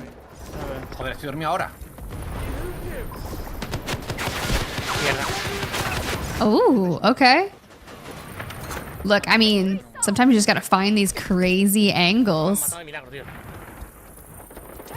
Probably safe inside, especially if you're trying to avoid the vehicles, because you immediately come on over here to Eric and he's just like, please help, get me off the ground. Y alguien con médico. Ну тип, блядь, на метке, алло. Пизда. А на мне тоже похуй тогда. Бля, нихуя там Ярик на метке, далековато, блядь. Да, я тоже охуел, 150 метров сзади. Он там еще сидит, типа? Ну да. На островке? Да. Там у нас на лодке тип, хуй знает. Там типы в ловушке тут, можно пушить. Бля, ребята, не в точке, не в точке. A nice hold here. They've got a pretty good choke point, honestly. The defense able to hold this kind of ruined ship. У нас точка Some of our attackers are trying to run through and use it as a route. And Be Quiet says, quiet down now. Don't need to go through there. So far, so good for the defense. Вот тут наружу начал выползать еще потикает тут.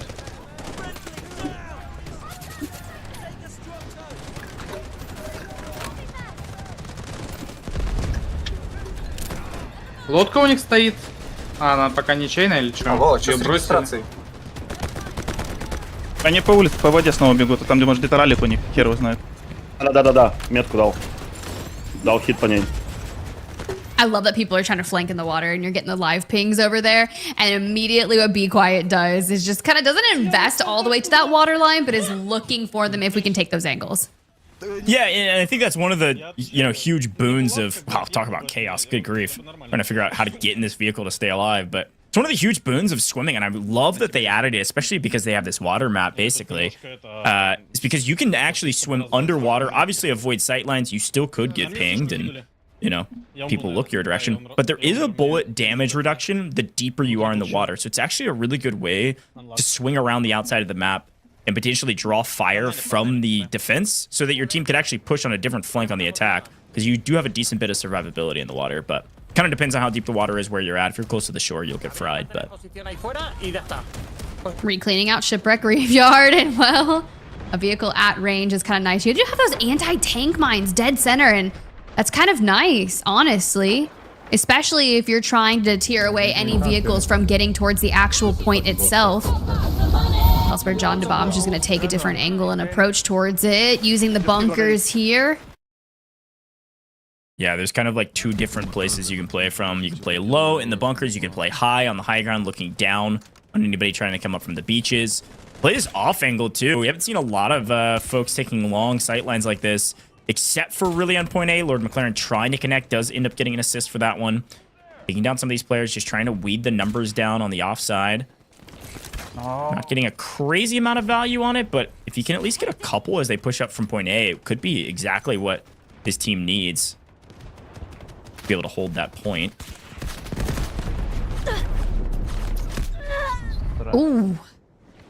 Shredded through the actual foliage here.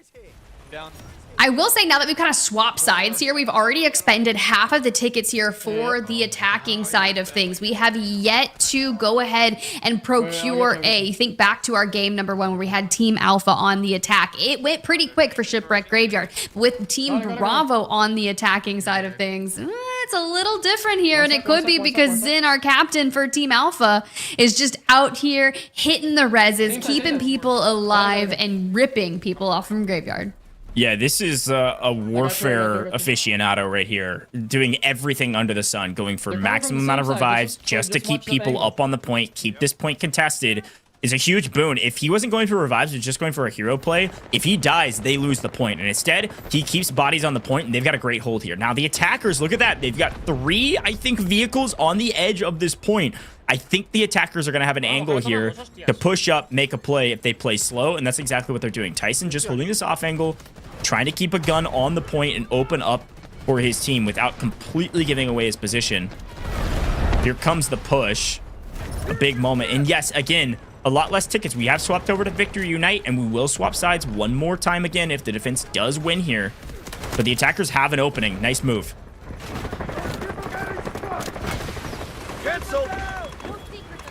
Ooh. Okay, through the smoke we go. Nice amounts of cover here. Oh, she could just like pick up that shovel and throw it at someone. I don't know why. I know it's part of the map and you can't, but intrusive thoughts win out sometimes. That's right.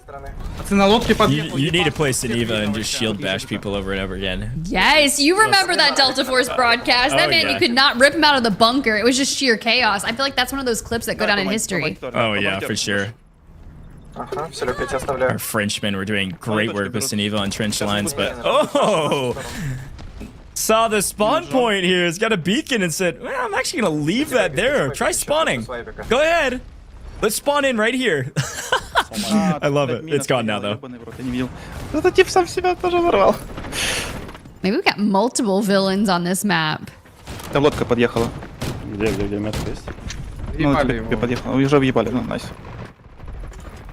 Defense is retaking A for the most part, so this is looking like potentially a first point hold if the attackers can't organize. They had a moment there where they had a couple vehicles ready to go. They were playing it slow. I thought they definitely had it, but I think it was Sincere that really saved the day with all of those revives on point. I think so. And it's all about the coordination, right? Just because you're good in your individual squads doesn't mean that you're going to be able to work together in that entirety, which is why I love this Victory Unite mode, because you have that one commander-in-chief who we saw Zin get to be selected, right? And if your comms are going out through the hole, it's making sure that you can navigate the entirety of the pushes, especially if Team Alpha on the defense is going to make that on happen. You can see right here your commander-in-chief. I did it. Okay, he's got a team beacon here planted underneath A, which is technically still able to contest this point. So it's actually going to be a huge boon for his team. And then Zin gets into the mix. This is a true commander. He might not have wanted to be commander, but that's what makes a great commander. He says, I guess I'll shoulder the burden. I don't necessarily want to be here, but I'll do it for the team. And he's doing it all for the team. Good grief. Beacon down, getting his teammates to respawn on point, killing multiple, going for revives. Sincere is the man, the myth, the legend himself. Good grief. This is unbelievable. I got it. Oh, they got it. All right, and we're getting followers here. Mind you guys in the Delta Force chat here, thank you so much for being with us. If you find your new favorite creator and you're like, hey, yo, I want to learn from the best, go follow them, go support them, and take notes, because I swear that is literally all I do here, looking for the cheekiest of angles, especially yesterday on Tide Prison over in Operations. Things got wild. Tyson back on screen, doing work for his team, trying to open things up and potentially take this point. Working hard. And still a long way to go with only 29 lives, but they do have some legs on the point, which means they do have an opportunity to take this one and force us to at least point B. You're going to get a solid amount of lives back if you take this point, but back is against this wall at this point. This is kind of their last big push that they're going to be able to organize. You really need to make sure you're able to hold this one, doing a really good job of taking down troops before they can get to the point. They should get it here. We should at least get to point B. And they get about 70 lives left, so they really need to take point B very, very quickly as they weed the rest of these people out. And everybody's got to retreat in the next 50 or so seconds. Okay. Moving on in. Jundabomb finding some nice kills on that influx. Same with Yellow Love. 92 tickets to head towards B could be difficult here. Лёх, ты где там бегаешь? В текстурах, что ли, Лёх? I was gonna say, talk about a nice sniper's nest holding the next point, but instead, why not use a rocket? Do it. Въебал раз. Еще один хит надо. Little parkour here for the ruins. These are those angles I was talking about that you can actually overlook B from the Zaltiva ruins themselves. Sure, you got to be on the lookout, because think of game number 1. That's where Mr. Wormy decided, I'm going rogue in the helicopter. But you know what? We had to check in with him, and this is where he currently is. Yeah, no helicopter, but a tank destroyer in hand. Also, we were talking overlays, by the way, and I love this one. Did you see? Instead of the face cam, he's got the cat, and I think it technically tracks his movement, possibly, on WASD on the keyboard, which is crazy. Let's get a jolt in our veins! Ooh! Tries to go crazy. Unfortunately, not a lot of cover there. Here's a quick look. John the Bomb is leading the team. And yeah, you can see, look at that. He's going backwards. It's hitting S. Going forward, hitting W. This is so cool. Very creative creator here with Mr. Wormy. Does put a couple C4s on the vehicle. Could potentially open that vehicle up to being taken down. Try to get a beacon on. The angles. The angles. Okay, so think about game number 1. Remember the dynamic weather changes that we were witnessing. It was all beautiful, all sunny there when you're looking towards Shipyard Graveyard, and then you come through to here, over towards the ruins, and it's already getting stormy. Now, I'm not sure if we're going to see some lightning strikes come on in, but that would be so much more fun here. Yeah, the Ruins. dynamic weather is very, very cool. You know, obviously a beautiful map in the sunshine, but all of a sudden the map turns extremely ominous around these ruins as the storm comes brewing in.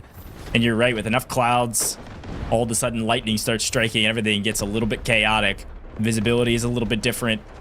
Love these cool new content updates. Obviously a brand new map, but also some really cool weather updates. But our attackers, they've actually found quite a bit of headway on point B. Again, this one not incredibly hard to capture. It's pretty wide out in the open, long sight lines. You're able to kind of take down a couple people that are holding some of these off positions. All of a sudden, you're going to be blown wide open. You're going to be able to take this point and move on your merry way. They'd like to do it as soon as humanly possible. They were very, very close. Get buddies on the point. Tyson doing a great job on the point. Obviously a great content creator, but also a great competitor as well. They've been able to take point B. We're going to be moving on to point C with now 124 points. They gained some ground on this attack, which is a huge boon for them. They need to keep pushing. Again, they started this point with, I think, 90, and they're moving to the next at 124. So a nice win there for the attack, moving to point C. If they need to do it again, we remembered how hard point D1 and D2 were.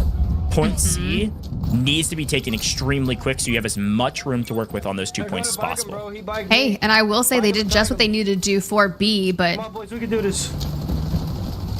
the hype coming on in from the boys. They want to make sure we can do this. Okay. So you got the players kind of swimming across the way, surging the beach if they can. But look at where you see Be Quiet, kind of just doubling the distance, trying to hit a flank, making that rogue play. Westa to back him on up. Next thing you know, Stormy could find some potential issues here, but he's going to need to go big here when you've got John DeBomb on the opposing side. Well, Mr. Wormy back on main. I see Mrs. Wormy in the chat as well, cheering on Mr. Wormy. I love when we see people that you can obviously tell come from a very specific chat. Very cool stuff. We love supporting all of our Delta Force content creators. Oh, man. I'm coming. Love to see the support in the official Twitch channels, folks. As a reminder, you can go follow all of these creators. We're watching their streams right now. We also have our observers in the game, but also live on all the Delta Force channels. So lots of places to follow for more Delta Force content. But they're camping the ledge up here. Yeah. Yes, of course.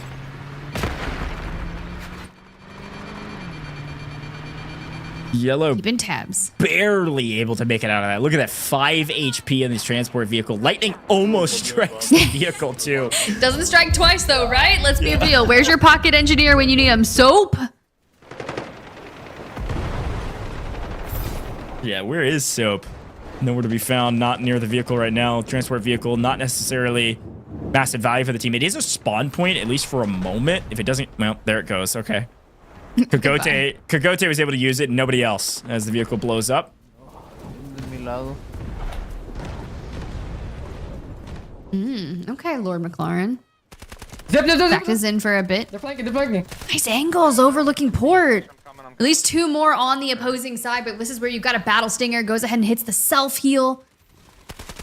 And for the re-peek. I got someone's beacon. Yeah, you did. Not gonna farm it. Just absolutely crushing hopes and dreams here. Yeah, I think less worried now about being at the top of the kill category because he was already so far up there, and more worried about winning, right? Because again, this is a pretty big moment. Like, some individual rewards, fantastic, but the team rewards are extremely different. I mean, when you think about if you win, if you're the winning side at the end of these 3 games, 75 mana bricks for all 16 of your players plus 3,000 Delta tickets. But if you're the losing side, it's only 20 mana bricks and 1,000 Delta tickets. So yes, individual rewards are nice, but if Zinseer here could win by holding on the defense, move back to the attack, and this time get revenge and win the attacking side, they could win it all still. Why not have both? That's right. I mean, that's just kind of where I feel like it's going through. I feel like he's trying to aim both, and that is insane. I know they just briefly brought up the feed there, and I was curious, but we'll check in with that later. But I am trying to keep tabs on it as an influx of lightning does strike. Does this start to feel a little Hunger Games like to you, or are we getting, you know, the game makers elsewhere trying to bring havoc? They're like, all right, we can control the lightning. No, that's not how it works the here. Delta Force ops team is just like spamming the lightning button, trying to take people down. That'd be hilarious. I wish Bring in the mutts. I wish that was a thing they could give us, right? They could give us like a UI where we just start striking lightning down on the map. It's like our own caster guided missiles. That'd be cool. The final boss of the Cyclone itself. Yeah, that's exactly right. Final boss right now. It looks like, oh, we found Soap. Soap's in a GTQ tank, and I think is now dead. So, well, so much for that. Soap, unfortunately, not able to see your perspective in the tank because immediately gone. Well played from Mr. Wormy. All good here, still on C. Now, this is starting to look similar to what we were dealing with on A for the attacking side of things, about to drop under that 50 mark. But this is where you were talking earlier, Goj. Just see, we really couldn't afford to lose that many tickets to the defense, because when we drop down into D, it is going to be pure and utter chaos.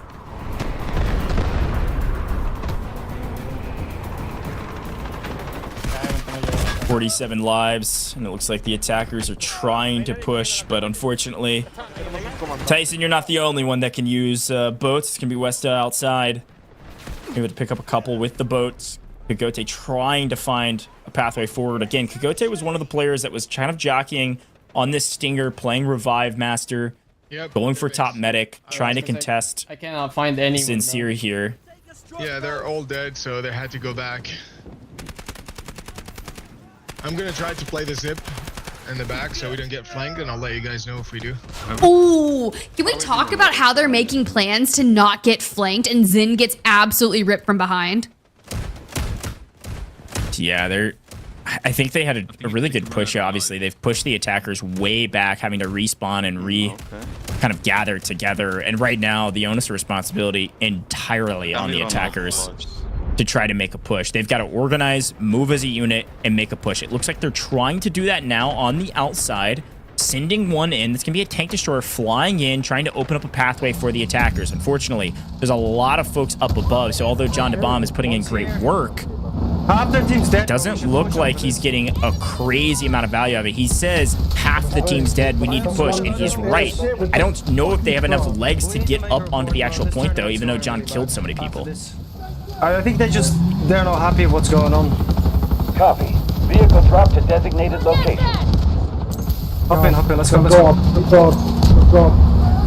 I mean, it's so easy to defend. Oh, the angles to try and rip their vehicle out of the sky if they potentially can. You can see that artillery barrage is going to throw down, but John DeBomb just kind of maneuvering his way up into the point.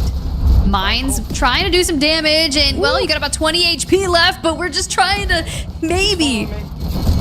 Soap is gone, and we're getting pocketed and attacked straight from the opposing side. Wow.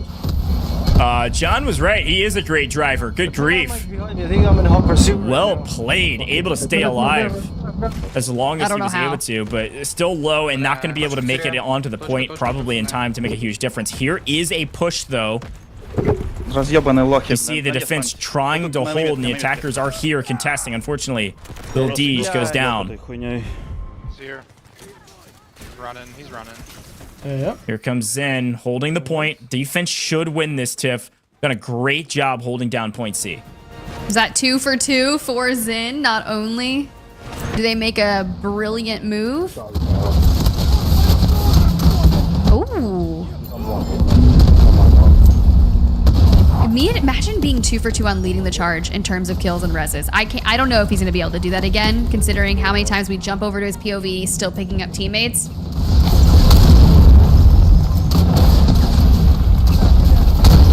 Chaos. This is fine. John DeBomb? How do we get out of there with time like that? Oh, so close, but I think the defender's going to earn that one. A nice win. And that does force us 1-1, I believe, there. We've got Team Alpha with a win now under their belt, and Team Bravo with a win as well. So going into Game 3, we're swapping sides, and yes, the defense had a nice advantage there. Again, moving into Commander mode, tickets are less. It is a lot harder to hold as the attackers to push through these points quick enough. The defense, a small advantage, but it is 1-to-1 and we're swapping sides. So we'll see if our opponents now a little bit of frustration, not able to make it through point C. Now they get a chance to hold and see how long they can hold those points. The big question in my mind, though, as we move into game 3 is what's the difference? What do the attackers need to do to change up their strategy and say, okay, defense-wise, it worked, but how do we now attack against all odds and win this whole dang thing? We'll see what they're able to do. Let's take a quick look back on these replays. And Tiff, talk to me about what you're seeing, because we had some great moments from the attackers in particular to break through some hard points. There's not a lot of lives to work with. Yeah, they definitely showed out early on, and sure, you can see Lord McLaren there. We didn't see too much sniping in the first iteration on game 1, but some of these sightlines can definitely lean in towards that. But with the dynamic weather changes, which we saw later happening on B and then C, you can't really do too much sniping. So I think that they started out strong-ish, and I say that, but then you have Zin on the defense. I already said it. You said 1 for 1. The defense is just kind of holding strong. Well, Zin's just crazy. I'm giving him a 2-0, even though that's not necessarily how it works, but I wouldn't be surprised if he was still leading the pack. But in terms of changes like you asked, Goj, it's going to be tough. It is so... I would rather be defending 100%, man, because I just feel like when you're learning the map throughout the ruins, you don't even get to go that far. You just take the angles, hold the vehicles, or destroy them. If you can get more mines down and use some of the vehicles against them, like we see here from Soap, the engineer keeping their vehicle alive, maybe that's all the key to success is. Yeah, I think there's going to be some serious strategy behind the scenes for the attackers now, right? They just got a little bit of momentum back in their sails. They had a really tough first game. Second game, they go into the defense and they're able to hold quite well. So well done, I think, to win that. But it's 1-1 going into game 3. And so now as we move into our third game, you're right. There's a huge strategy change that needs to happen. We got to figure out, how do we do this? How do we push through the defense? And what are we able to do? And I think the vehicle gameplay is going to be everything. So we're going to take a very short break here in the booth. We're going to get all the scores tallied, kills, revives, who's going to be top medic, who's going to be top slayer, everything in between. Only time will tell. Let the mathematicians work behind the scenes as we go into the final game of the day and we see who wins this whole dang thing. Don't go anywhere.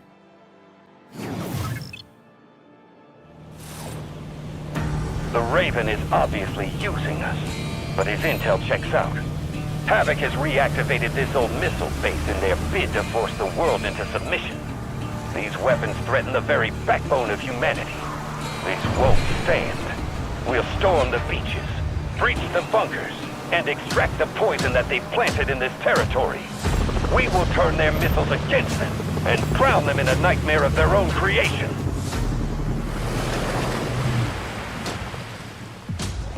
The success of Havoc's Skynet weapons project relies on this ICBM base.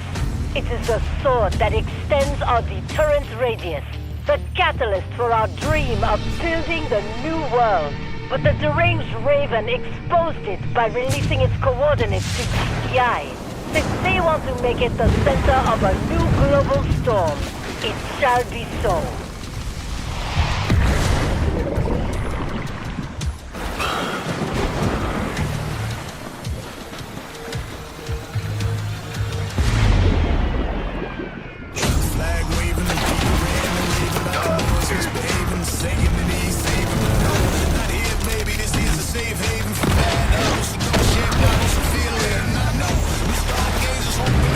Enemy objective is there!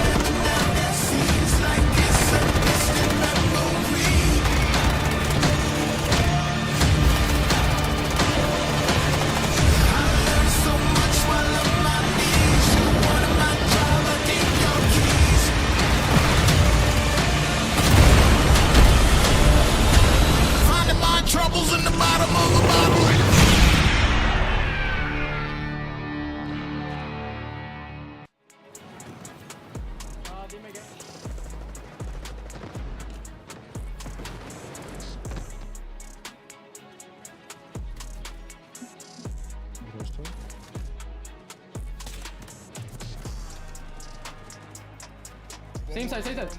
Got it, got it, got it.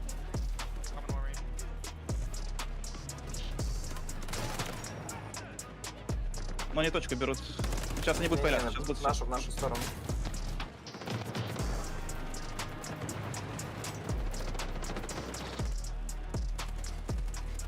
Smoking out here. There's one more.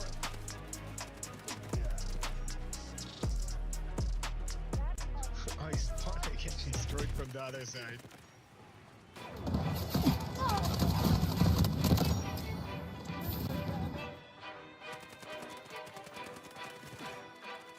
I got stuck.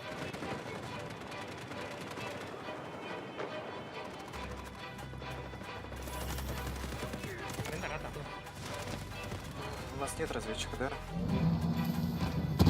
And you can't see them on the fucking weather as well, that's the problem.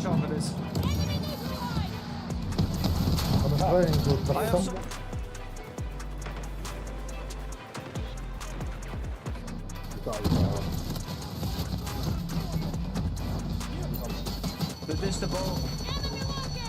Got any reps, boys?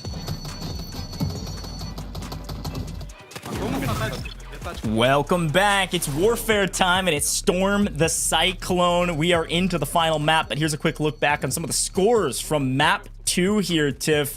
Fantastic effort, obviously, of Team Alpha, able to actually get a win of their own on the defensive side as we move into Victory Unite. And it looks like this time, instead of the top of the kill category, Zen, who was the commander, just a hair lower than Westa's this time around. Yeah, so here's the deal. 46 on the res. But look down, because he's not the only one that was really focusing on that. You can look at his team in general. Aaron over there with 49 pickups. Purely focusing on that. I think that you could largely attribute the fact that defense was holding down the absolute fort quite literally solely because those two. It's like they were unkillable. And sure, John DeBomb and Tyson over there with collective about 75 of the team's kills. How can you combat them when you feel like those enemies that are defending do not stop coming for you? Yeah, no, I think that's a really good shot. Revives are everything. I'm even paying attention to some of the team chats, and I think our attackers are basically saying, hey, for us to win this, we need a crazy amount of stingers. We need as many revives as humanly possible. We've got to keep those tickets up as we move forward because there is a tall task ahead of them. But of course, you're right. I think some great shouts on some of the individuals. Here's the overall. Technically on score, Team Alpha is ahead, but since we're only playing 3 games in total, it's going to come down to record only to see who wins it all. So yes, it is 1-1, and yes, Team Alpha has a higher score, but with 1-1 going into game 3, it's winner takes all. And remember, our prizes extremely valuable for our top side. 75 Mandel bricks a person, 3,000 Delta tickets per person if you're able to get the victory here on your side. That's every player. That's 16 players on that side able to do that, which is really exciting. So I'm really pumped to see which team's able to take it all. Will we see our first attacker win on Cyclone? I think it's going to be a very tough task for them, but they're talking strategy. They're trying to figure it out. We'll see what they're able to do here, Tiff.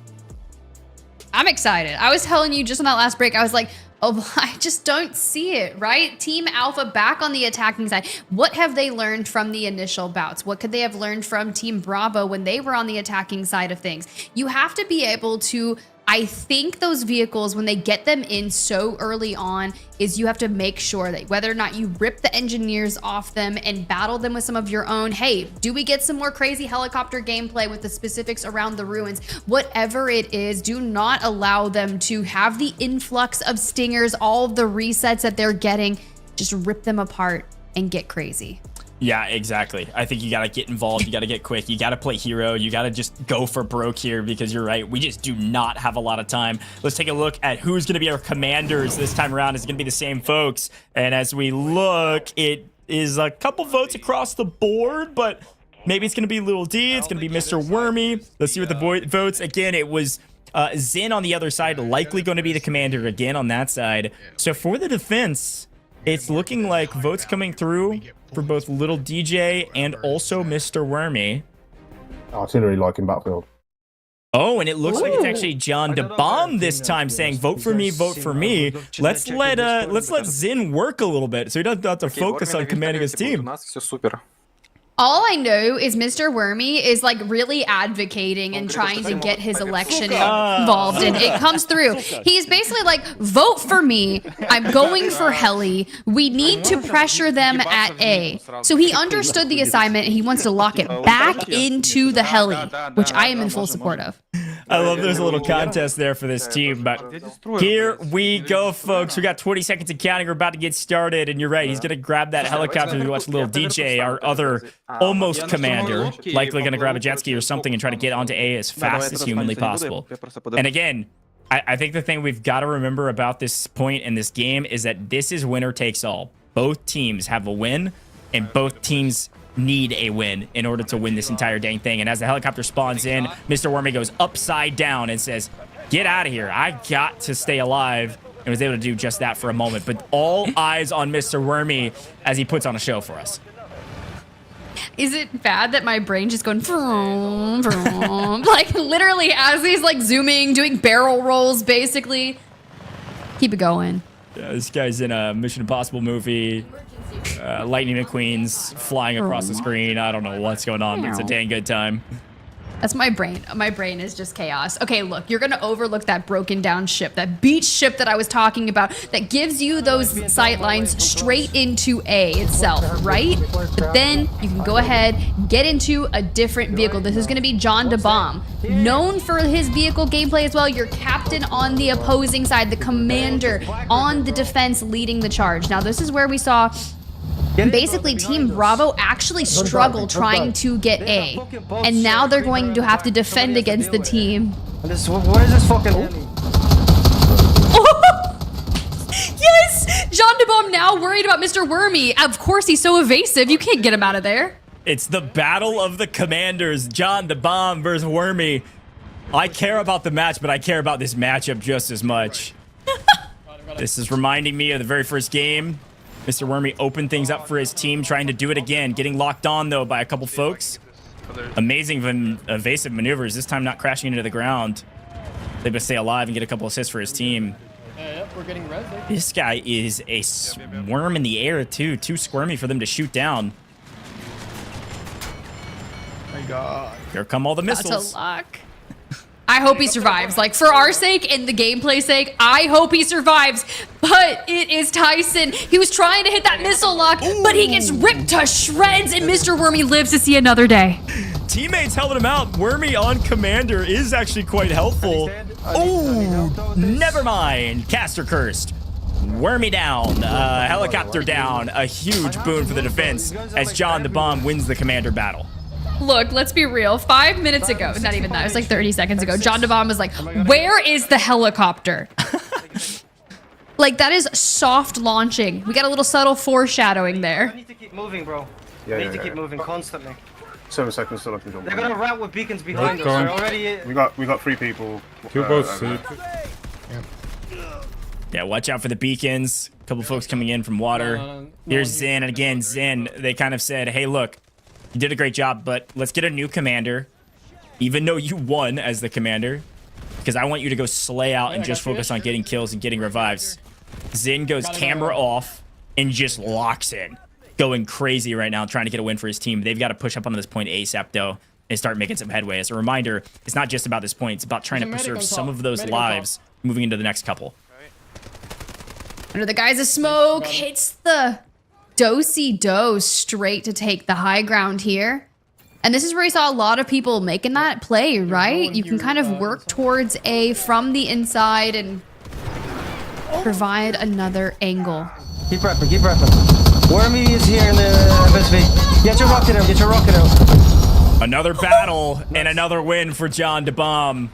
The better vehicle wins, or the better driver wins, or the better engineers win. I don't know which one was it, but it was a win for John DeBomb regardless. And another hold on point A. Wormy is doing everything in his power to try to find some edge to grab, something to climb to get onto point A. But right now, the defense is locked down right now, pushing everybody off the cliff.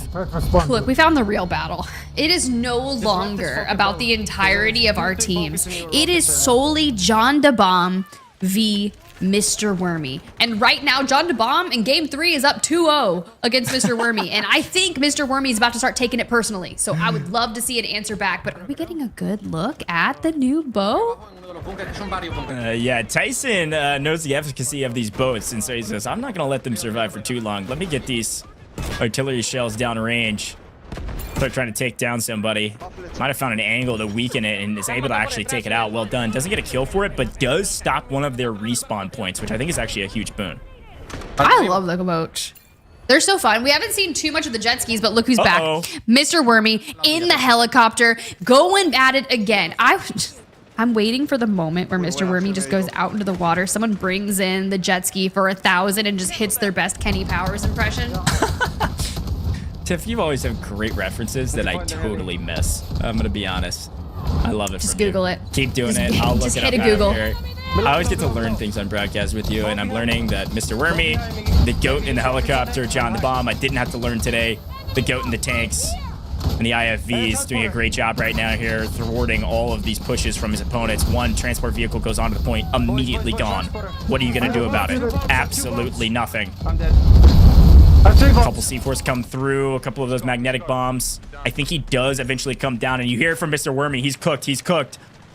And it's Mr. Wormy doing a little bit of that cooking, but his teammates helping out in kind. Do we count that as a win for Mr. Wormy? Is it 2-1? I'll give it to him. I'll give it to him. And I just heard the comms, drop me on top of the boat. Another thing that you can do with the helicopters here is that you can actually dive and drop your teammates all around. You're targeting that combat boat and sure, the missiles incoming, but when you start launching those flares and kind of barrel rolling across, like, what am I actually watching? This is a straight up air show.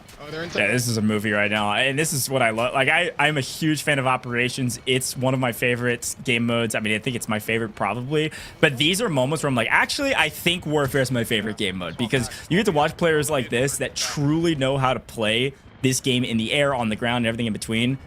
Absolutely beautiful. It does feel like a movie at times. Wormy going crazy for his team, opening up this point, and yet again, point A now opened on the back of, honestly, some Viren players down in the pits and Mr. Wormy up in the skies.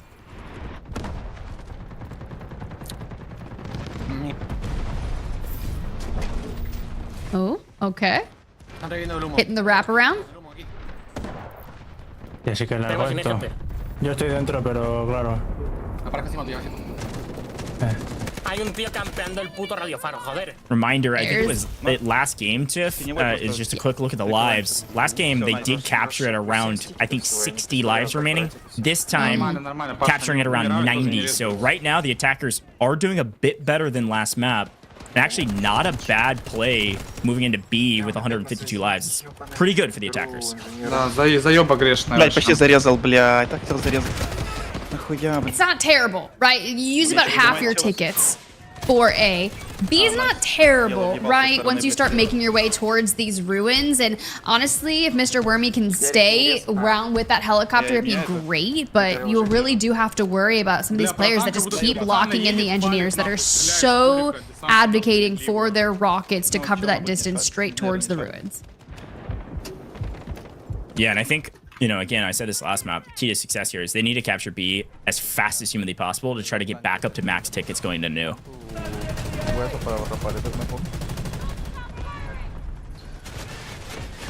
Lord McLaren has entered the battle here for the vehicles.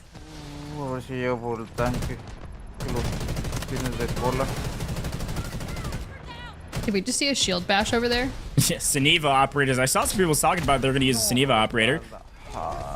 Unfortunately, a couple of AT4s. Again, this lobby is not public lobbies. There's some true sweats in here. Talk about esports gamers. Some of these folks you're going to see in the Delta Force Global League next week. And really strong players. And so when they see vehicles, they know how strong they are. They've got to amass their troops. And if it's not their entire team, it's at least that squad brings in the AT4s and blows these vehicles up as fast as possible. Guys, defend on the objective. De tu puta madre, cállate. Well,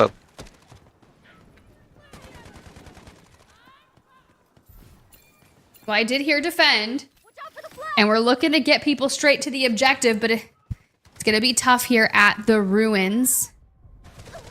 he was looking to make a play, but the jump hop through the staircase across the way is going to be detrimental. It did look like Zinsier was on top of the leaderboard again for kills this time around. And yet again, the attackers making quick work of B for a moment, and then all of a sudden, their momentum completely cut out from underneath them. Not sure exactly what it was, but Eric going to swim over to a new boat, get in, try to swing around the outside here, basically playing flank on this ship. Find a new position for his team to revive inside of. Front, what? And picking up some of the other vehicles that the opponents could use. But back to yellow we go. Small rallying cry of, come on, boys, we got this. And a nice hold on to B. Again, this point is probably the hardest for the defense to hold. Just because it's so open. Really bad. But a great effort. That player was just skating all over the place to take that fight against John. And another day, another game, another res here for Zin as he just keeps on focusing on the task at hand, whether that's getting the most slaying power, getting the most resets. Now, granted, he wasn't at the top of the leaderboard for the reses last game, but I think he did so well in game number 1 that he may be able to lock it in. However, approaching that 100 ticket mark here at B. And you can see just by trying to hold that top, parachuting off the top rope, basically, to get close. Try to stay out of combat. All of a sudden, I'm at 270. Here we go. Nope, I spawned. Got you. Mr. Wormy up on a high again. Trying to take this point, and I think they're going to be able to do it. They have a warp. Oof, goes down, but still gets the point. And looking really good going to see. This is about what we wanted, right? They're only 25 lives away from maximum in Victory Unite, and they've made great headway onto B. Now, C was the biggest issue last time around. This is where the defense won the game, but they did it holding for 120 tickets, not 175. So we'll see that extra 50 tickets or so if the attackers this time can breach past C and then move on to probably the hardest part of the map of D1, D2. Я просто не попаду туда нихуя. Get that pressure on him, but I'm not seeing any connects. That's all good, though. At least you have that information to relay to your team. Далеко не убегай.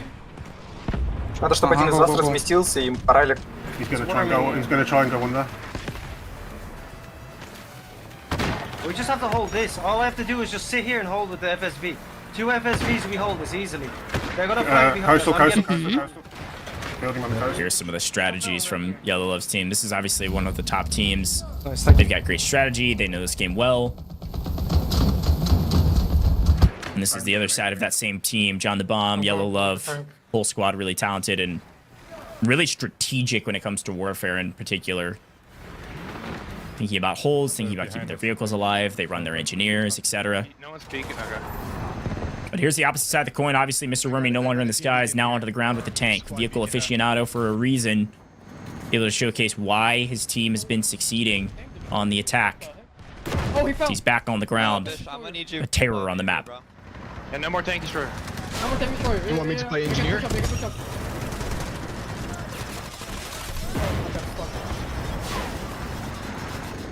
Oh, no. On the ground. Is someone going to get up and pick him up? No. He's going to have to focus on that redeploy as this light tank is just maneuvering through some of these tight range engagements. I couldn't control it. The tank is on me. Why am I bugged out in the water? Oh, okay, Mr. Romy, fuck you. No, we lose. Yeah, I mean, this is a pretty critical point, too. I think we were talking, you heard some of the players' comms. Basically, anybody in a tank is saying, no tank destroyer, push up, make use of this moment. Okay. But now Yellow Love says, all right, I got to get into the mix. I've got to try to take down this tank. And he's found an angle to do so. Here comes a tank destroyer. Yeah, It's got a name like a tank destroyer for a reason. Got to make sure he connects his shots and having to reload as he backs up. Going to make sure he doesn't lose this vehicle. This is going to be key to their success to hold this point here, Tiff.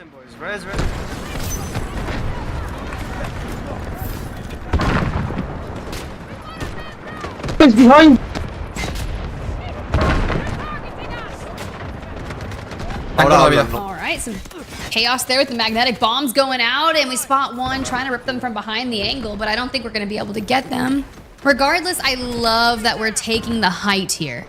Yeah, this is a good viewpoint. Also helps your team out, being able to hopefully do some comps. Didn't sound like they're very loud, but we can throw some pings down lane. The problem is, look, we've got 2 tanks. Now, one is pretty weak if we're able to make a move. Looks like a couple of our players are trying to jump over the top. But 2 tanks on point is extremely difficult to do anything about at this point. It looks like our tanks are potentially taking down some of the vehicles from distance as well. Nice pickup. Alright, you're good. Coming. They're calling in vehicles. Every time I hear they're calling in vehicles, what is it the person in the vehicle does? They look to go ahead and rip them away from the opposing team, but kind of unfortunate here for Mr. Wormy. 3, 2, 1. No! Not like that, Mr. Wormy. Oh, over pursued just a hair. I really liked his call out because I think in a like hyper competitive esports way, that is the right move. The problem is you just didn't have enough people looking at the same time at the right time. You then over pursue, you make a small mistake. It does look like Yellow Love says, well, I'll do it myself. No tank destroyer, so I'm gonna get into a tank. Now it's time to get active. It's time to contest. Good overlooking here as you can just see the initial setup, and we've got a lot of explosions going through the center. Oh, wow, as the map just completely deteriorates. Yeah, for the attackers to win, they've got to take care of all these vehicles, and they do it very fast, to be honest with you. We've got room. I mean, again, I think coming in, a reminder, we came in with 175 lives. We've already lost over 50. But we're in a decent spot comparatively to last time because we had so many lives going into this. Problem is, we kind of need to start making a move and start contesting this point and get the defense on their back foot within the next 30 or so lives. We're going to kind of come down to the wire. And frankly, it's not even about capturing this point, Tiff. To win this map, you got to capture all of them. We need enough lives going into the last couple, and we know how hard D1 and D2 can be. Меня взрывает. Танк приехал. Бля, ну я уже убил, типа. На лестницу посмотреть. У меня щит в руках. Блять, зачем ты сдался? Хотя вы... У нас неплохое место. It's definitely going to be challenging. And you can see it just getting completely cleared out. Let's go ahead. Маяк ставлю, короче, на этот. Get strategic down on there. Маяк поставил на КГ. Надеюсь, его не сломают. По мне кто-то. Чел под нами, на метке. За спиной их с ПГ типа идут. Сломать хорошо, да, здорово. есть спина. На мне, на моем трупе. Yep. Here's Zin's POV again. Again, this is one of the people in the contention for top Slayer and top Medic. Could go home with an unbelievable amount of Mandel bricks, especially if they're able to win this map somehow. It is looking a little bit grim for the attackers. They have finally found some headway on this point, though. Tiff, I think this will be the first time we've seen point C green, maybe since the beginning of this point. And, well, maybe I spoke a hair too soon. So incredibly close. Get some bodies on the point. One way to do that, get some revives going. That's what Zin's here to do. Revive, kill, and there it is. Finally, the first green here on point C for the attackers. We'll see if they're able to hold it and continue this point so we can move on to D1, D2. Oh, we're inching our way up, over a quarter. Will it get stifled? Well, they find Zin. Aaron follows. Mr. Wormy is still alive for that initial squad, but can he move the margin? At least you have the dynamic propulsion to get you closer, but gets ripped apart. This is where the levels of all of these sectors really come into play, because just because you think you've got some cover there as you inch in towards C, you just have that high ground where the stairs are. A lot of players looking for zip lines in particular for nasty flanks, but it is just utter chaos in the mix. Yeah, and they're finally able to take it. And again, you know, as an attacker, you're excited because we're still going. You still have a chance. You got further than your opponents did, so you're doing really well. The problem is you only have 129 lives going into D1, D2, so you've got 45 seconds to basically come up with a plan. I think it's going to come down to the commanders really making a plan, holding to it, and executing on it. If our attackers are going to win this map on Victory Unite with 129 lives remaining, they've got to take D1 and D2 very quickly. And to do that, it's going to be a pace play. They've got to come in flying. They need to come in with max speed all together, not down in numbers, all push onto one point to where they absolutely have numbers advantage, take that point, and then make a move before the defense can get set up. If they let the defense get set up here, Tiff, I think the defense is absolutely going to win. Definitely dangerous. But these are the ways that I love to see, right? As you kind of filter your way into launch well. This is how we're talking about it. Like so many pathways into the different areas, especially the points. Yeah. But Zin wanting to set up early here. Wait for the siege. Good grief, completely uncontested on D2. What is happening? A nice sneaky play through these wells. I've seen this before already on Cyclone. It is one of the easiest ways to get onto the point. Is able to hold and almost take the entirety of this point. Oh. Okay. And just these doors are just wide enough. Now I don't know if you're gonna be able to turn through there, my man, but I like the idea. And already, again, our attackers have basically taken D2 already. This is the pace of play I was asking for. They make a play onto D2, pretty much take it completely. And look at this gigantic angle from Tyson. Able to pick up 4, 5, 6, and more. Holding the line and holding the door in true Game of Thrones fashion. Except this time on a ship. And successfully able to hold this door. Good grief. Hey, bringing us straight back to game number 1. Got some early reps in, figured out how we wanted to filter our combat boat in throughout. You can see D2 having some issues over there. Well, let's dive into launch well because you do see yellow love here on your screen. Nice gunny across the way. Super consistent. D2 is falling. The defense on their back foot like we asked. They're able to take back. It looks like the defense able to take back D2. Nuke is very expensive, by the way. I got a beacon, squad beacon on D2. Going there. Nice. Okay, Alpha. I'm breaking this. Yeah, again, I mean, the beacons are everything, especially in a mode like this, Victory Unite, especially 16v16. Yeah, these respawn beacons are everything, but we've got a problem on the other side, and this is one of my favorite points for that reason, is that waterway between these points allows for this ship to hold these doors down with unbelievable firepower. Arriba,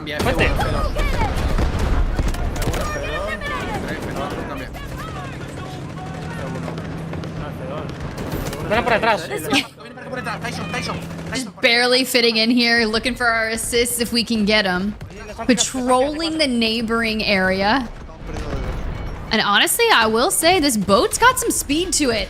Especially if you're going to be chowed on the other side. I know we've had a lot of support for a couple different art creators. Tyson probably getting the most support in our official Twitch chat. Everybody loves Tyson, great content creator. Been in the Warfare scene for a long time, and it's showing. Putting in work for his squad. Here comes the Virons, and I think the Virons, unfortunately, at the last second, were finally able to take out his boat, but Tyson's not done yet. Let me swing my hatchet. Let me take everybody down that I can. You know what I also love about it? We're staying hydrated, too. Sure. I'm thinking about you guys in chat there. Take a sip of water. It's good for you. But I didn't see too many people use the underneath waterway to kind of come on up and look for a surprise flank attack. We did see that in the initial game 1 a few times. I can do it if you want. Zin, please, let me res. Let me do it. I need to add to my count here. There's Mandel bricks at stake. Yeah, again, I mean, the attack is doing great right now. This is further than we've ever seen anybody get on Victory Unite here on Cyclone. If they're able to take D1 and D2 and push this to point E, I mean, they could easily do this and win it all. And that would put Zin, obviously, in the win category on the side. And then contesting at the top for top Slayer and top medic. But he's just going to try to grab every revive that he can possibly get. And everybody else wants a piece of the action as well, but Zin's looking to pad stats while also get the win, doing a great job. Now, unfortunately, while they're making this route and pushing around the outside, between these 2 points, we don't have bodies on the point. D2 finally being contested yet again for the attack. Down to 74 lives and counting. So this is a pretty crucial moment and a nice hold here from Please. Shout out to Please. Great player, been in the Delta Force community for a long time as well. Good to see them competing. Oh, wait, were they able to get it? Kind of as we swap perspective, I think there was just a slight delay. and he's got a little overlay over the top of it. But points D1 and D2 have fallen. The final hold, the final defense. The attackers could win here. This is unreal. Going into points E1 and E2. We know this is a hard point to hold. They've got 119 lives here, Tiff.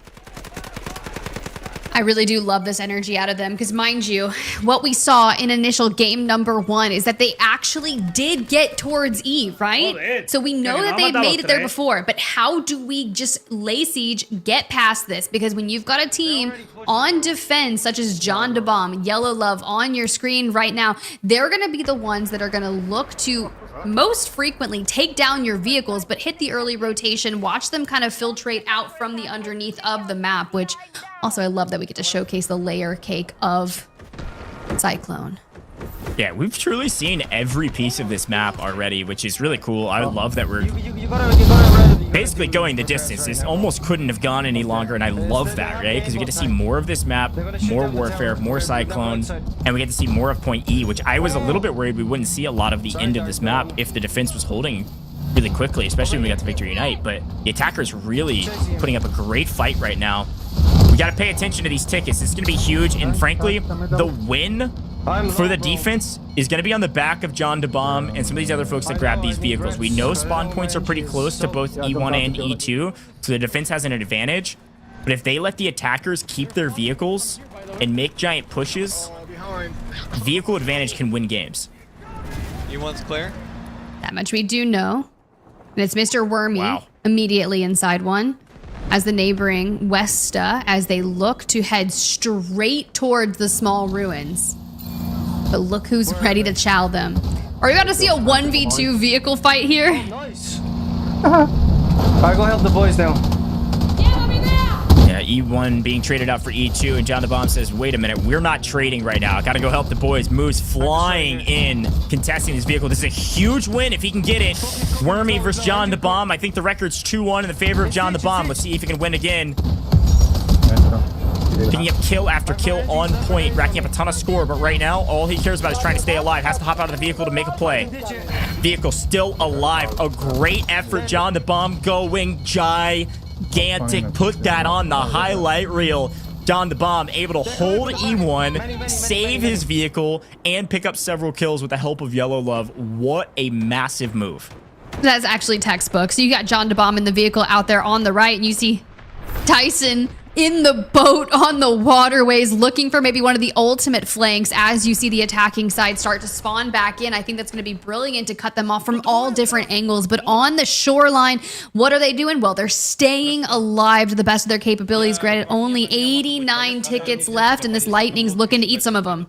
A nice boat flank on the outside. Takes down that player. It's Tyson. Who else would it be? We're going to start calling this guy the Boatman. Gotten so many kills in these ships. Doing a really good job playing the outside of this map to hold. And they've completely taken back both points and thwarted the first push. Honestly, a huge win for the defense, and that might have won them the game. I'm not going to call it early because the attack has been really solid at re-surmounting their efforts, but I'm pretty blown away with how good the attackers have been on their first pushes. So this is a huge moment to cut their momentum out from underneath them. And it's namely on the back of John DeBomb and then also Tyson here in the ship. Well, it's just smart, right? Because you are the engineer class. You have Eric, who's also an engineer, so you can try to keep your combat boat alive for the much as humanly possible. And John DeBomb is just kind of frolicking through Cyclone at this point in time, kind of maneuvering in those tight capacities. And yeah, go for cover. I don't know how we've kept that wheeled tank destroyers alive for this long, but still, look at the trees blowing out here on Cyclone. Yeah, lightning still striking. The weather has been certainly dynamic today. Every game a little bit different. Every moment of the game a little bit different. We'd love to see it. Darkness falls across this map as an ode assigned to the attackers that you are running out of daylight. The lightning strikes coming down, foreboding a potential loss. Job's not done. 65 lives remaining. It's definitely enough for 2 really strong pushes. Looks like little DJ was just trying to play slow enough to find an angle to help out his team, and unfortunately gets cut down in the process. back to Zin. My God. What he's able to do. He's trying to figure out how he wants to get involved. He does have a couple support systems. I think he's out of vehicles that he can spawn for now, but should be able to call in a guided missile if he wants it. Where is this other one? Mr. Wormy getting mixy here, Tiff. Are we even surprised at that point? Like, I'm not shocked in any way, shape, or form. Mr. Wormy is the definition of get mixy, get me involved, and straight to Havoc Outpost we go, and bouncing around the storage containers, destroying the respawn beacons. Look, putting in the worth. Sure, you're gonna fall right after that, but a brief moment of brilliance. The big revives. Zin knows how to get wins. It's get bodies on the point, and one way to get bodies on the point is get revives constantly. Anybody they can pick up, he's going to go for it because, yes, there's rewards associated with it, but also just good team gameplay. From the beach. Zin is going crazy on E1. Door open from Mr. Wormy, and Zin's come running through like a Kool-Aid man saying, knock, knock, I'm here. Blowing the doors open on this competition. An opportunity to win right here, taking E1. This is going to give this team at least a basis point to resurmount an effort towards E2 if they can get together and actually collaborate a bit. Need a cohesive push if they want to get a win. Tyson out here in something that's not a boat, and he's shoving it back into the... Oh, did he beach it? I think he beached it, got a vehicle to get it back into the water. Guess what? Tyson's back onto the water, back into the mix. Gonna make a difference on the flank here to E2. Definition of do whatever it takes. Let's go. And we are just navigating, bro. I'm surprised. Like, these little waterways, like, we're not getting stuck. This is a massive boat. That water's probably 3 foot deep, but doesn't matter. We can still float on it. Yeah, our perspectives there were great. Again, another cinematic moment with artillery strikes falling in, guided missile, but I don't think they're getting a ton of value out of it besides zoning people off the point.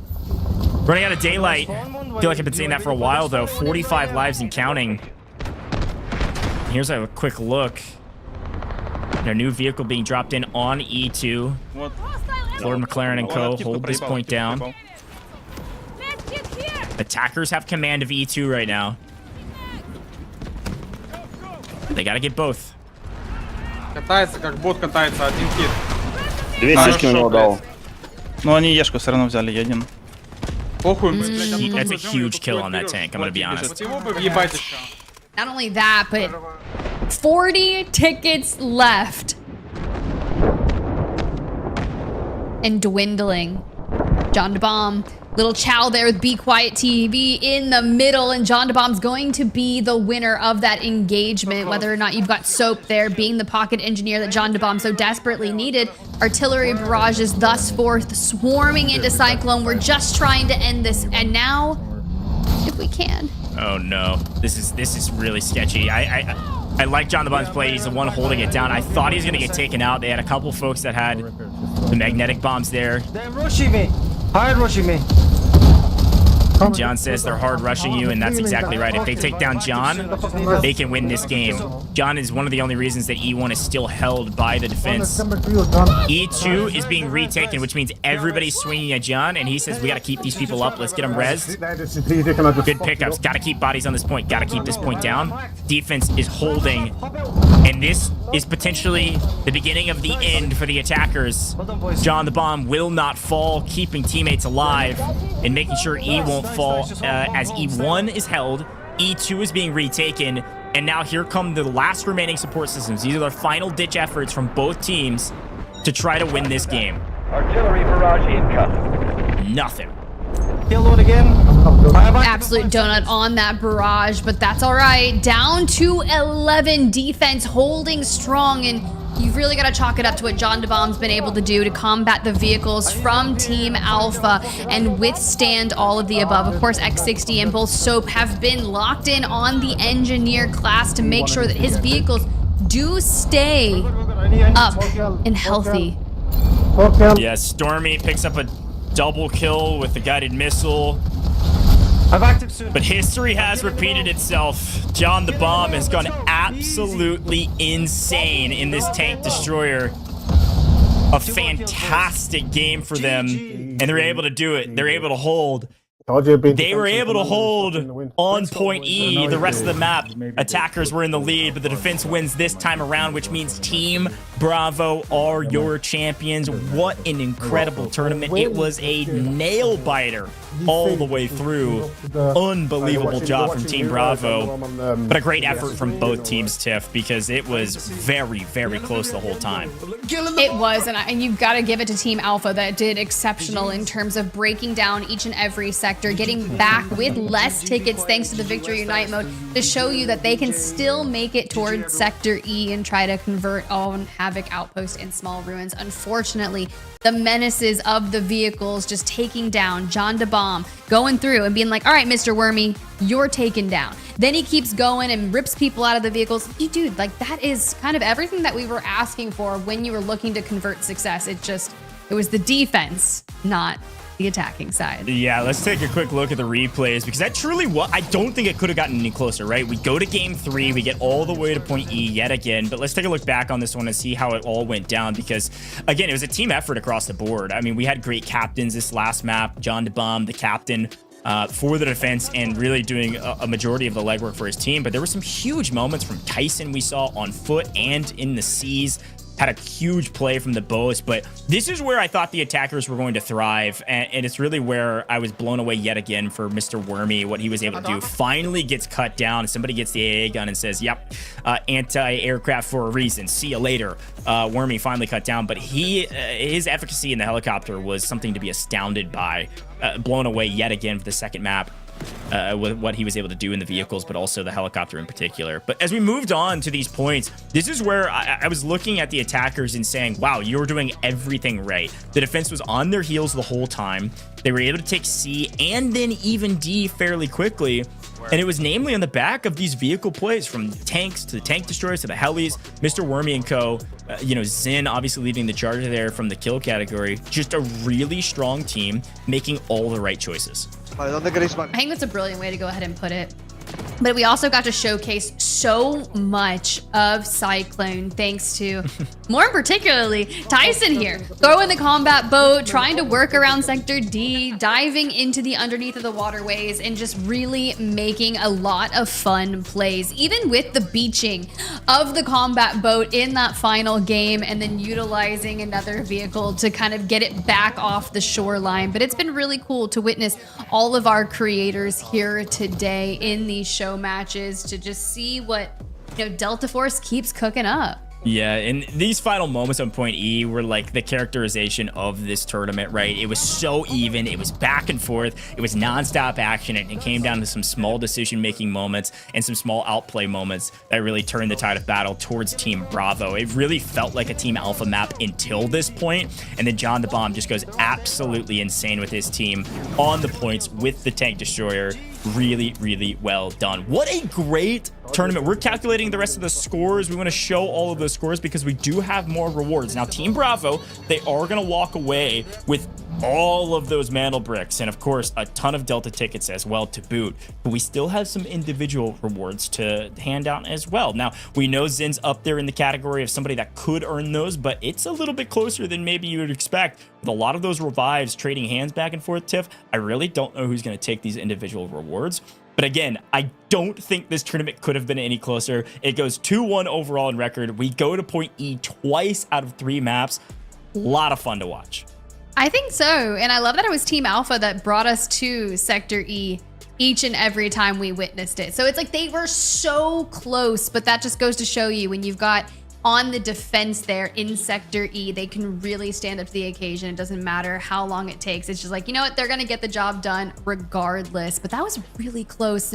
Now we think about the race for those individual rewards like you were talking about, top Slayer, top medic. We knew how it was after game 1. We saw the scoreline after game 2, and I'm starting to think of like the overall goes. Do you think you have any inkling of who that could have potentially been, or is it kind of still relatively open? I think it's a little open. I think I've got a couple people that I think are obviously near the top. I don't want to spoil anything yet. We're going to let the mathematicians work a little bit. But again, I want to go ahead and just kind of recap the day, because if you missed this broadcast, it's a lot of fun to look back on. Again, this broadcast and the show we did just a couple days ago in Thai prison with our season break event that we did with some of our streamers, you get a chance to see a lot of what this new update has brought to the table, which is a ton of new content, from that brand new map to this brand new map. I'm loving this update thus far, but I am getting word that we've got some updates. The scores have been updated, so let's take a look at this last game, I believe. Let's see where everybody lined up in the last one. And here is the look just at game 3. Again, a massive kill tally. Not as big as before, because these games are a little bit shorter, but still a great kill tally for the side of Zinsir, who was holding the line for his team, leading the charge. And another great revive count. But look down at Aaron as well on Team Zinsir at 61 revives, right there, contesting for most revives. Then on the right-hand side, Team Bravo, who won, more so focused on the kill category rather than revives. As the defense, you don't have to worry about your lives quite as much, but it is Kogote yet again at the top of the revive category for Team Bravo. So I'm really excited to see, you know, who's at the top overall, but a great map 3 here, Tiff. I'm scared. I'm scared. There you go. You see Team Bravo with their 2 match wins. Overall, the score line's incredibly close, but at the end of the day, Team Bravo holding down the fort. Yeah, Team Bravo, obviously your top team of the day, but it was very, very close. You could even tell from the score, only a 20K difference. But here's a look at our pricing with the winners. Let's see who's our winners. And it looks like, oh no. Wow. No, he did it. He didn't get the clean sweep because Zinsir was on the alpha side. So doesn't get everything under the sun, but does win both top Slayer and top Medic. Unbelievable. This is unbelievably impressive. I've got to say, I don't think we've seen somebody be this dominant in a single tournament like this, winning both top Slayer and top Medic at the same time. Zin absolutely is the GOAT. I can see him. Everybody's showing him love in the chat as well. Here's a quick reminder about the pricing that everybody's won. Zin goes insane as an individual. The team unfortunately just barely loses, but winning side, obviously Team Bravo. Every player on Team Bravo is going to earn 75 Mandel bricks and 3,000 Delta tickets. Big congratulations to Team Bravo. You got the win. Losing side, Team Alpha, still getting 20 Mandel bricks and 1,000 Delta tickets just for playing today. And then finally, it's just one person. Zin is walking away with 150 Mandel bricks plus 10,000 Delta tickets as individual rewards, plus the other 20 and 1,000 he gets from being on the losing side. This is unreal. Zin, congratulations. I see you in the chat. You disgusting human. You are so good at this game. I am blown away by your efficacy in warfare, and congrats. 10,000 Delta tickets, 150 Mandel bricks plus another 20, so 170 Mandel bricks for you for being top of the categories and being on the losing side. And again, one more time for Team Bravo, you've all got 75 Mandel bricks and 3,000 Delta tickets coming your way. All of the admins and the Delta Force team will reach out to get those into your accounts as fast as possible. One last time, I've got to keep taking my hat to Team Alpha again. They did such a good job today, keeping these insanely close, almost getting the win. But big congrats to all of our players. You're all winning something today, which is really exciting. And I hope you enjoy all of the rewards that you absolutely earned and absolutely reaped. But Tiff, what a great day in the office. Any final words from you before we close this thing out? That was a really fun one. It was super fun. I love that we got to highlight the community and everyone got to get something, regardless if you're, I don't even know if Zin is human at this point in time, to take home both of those, respectively, the top Slayer, top Medic, and even some more Mandel bricks from this. You said 170? That's insane. Yeah. But overall, seeing Cyclone, seeing all that that map has to offer from the new season, it's just been a real joy. So can't wait till what's next. We got to see Tide Prison yesterday, Cyclone today, and it's just getting started. Just getting started. We got a lot more Delta Force broadcasts coming up down the line. And Tiff, I will bid you farewell for now. And I think we'll be seeing you tomorrow for another show. I'll talk about that in just a moment. But folks, thanks for tuning in. I want to remind you of a couple things before I close out today, as per the usual. First and foremost, console, it's right around the corner. I know we got a lot of console fans in the chat and in the Delta Force community.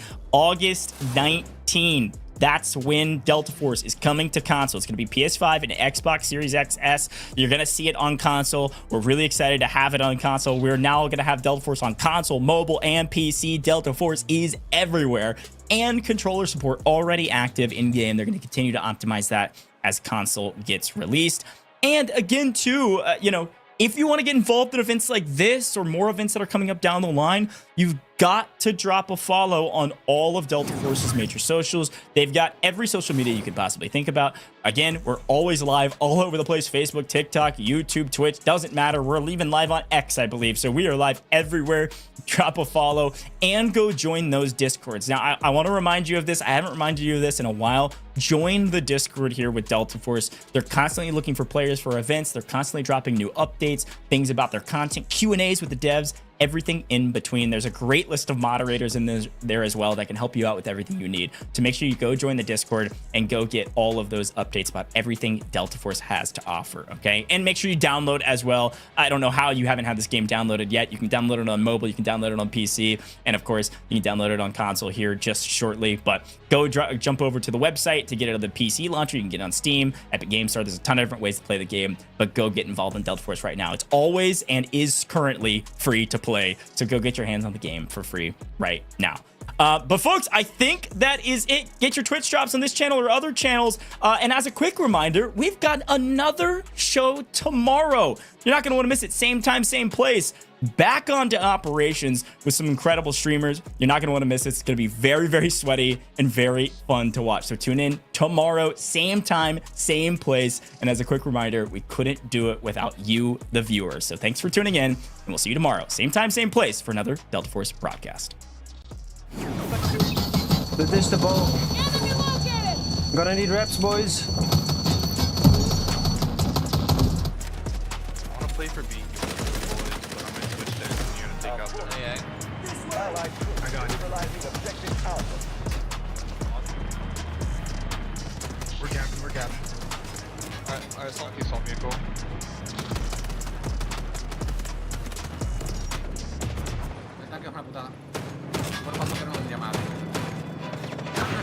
Dos.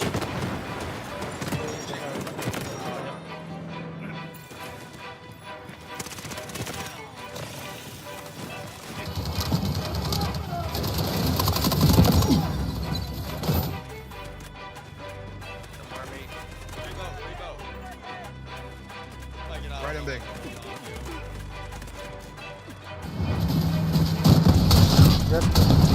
Dead.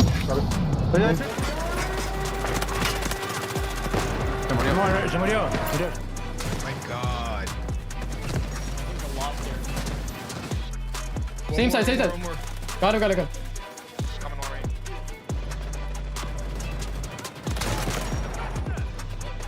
Но они точку берут. Сейчас они будут появляться. Сейчас будут в нашу сторону. Smoking out of here. There's one more.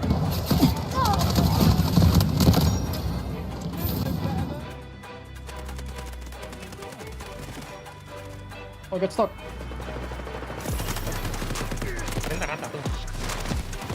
У нас нет разведчика, да?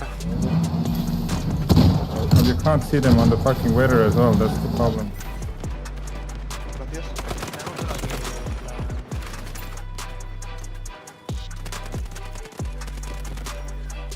Behind you. Boat's cooked. Понятно, что ты видишь. Бля, он опять на своей зенитке, ёпа. How many engines do they have?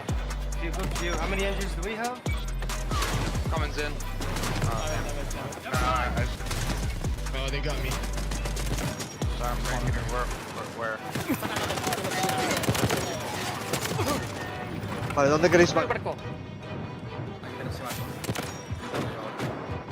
Es que han nacido con retraso todos, tío. It's right here. Cook him, he's low, engine cook. Okay. Oh, Dead. Lap, hop out. Nice. ядерка типа такое. Дал хит.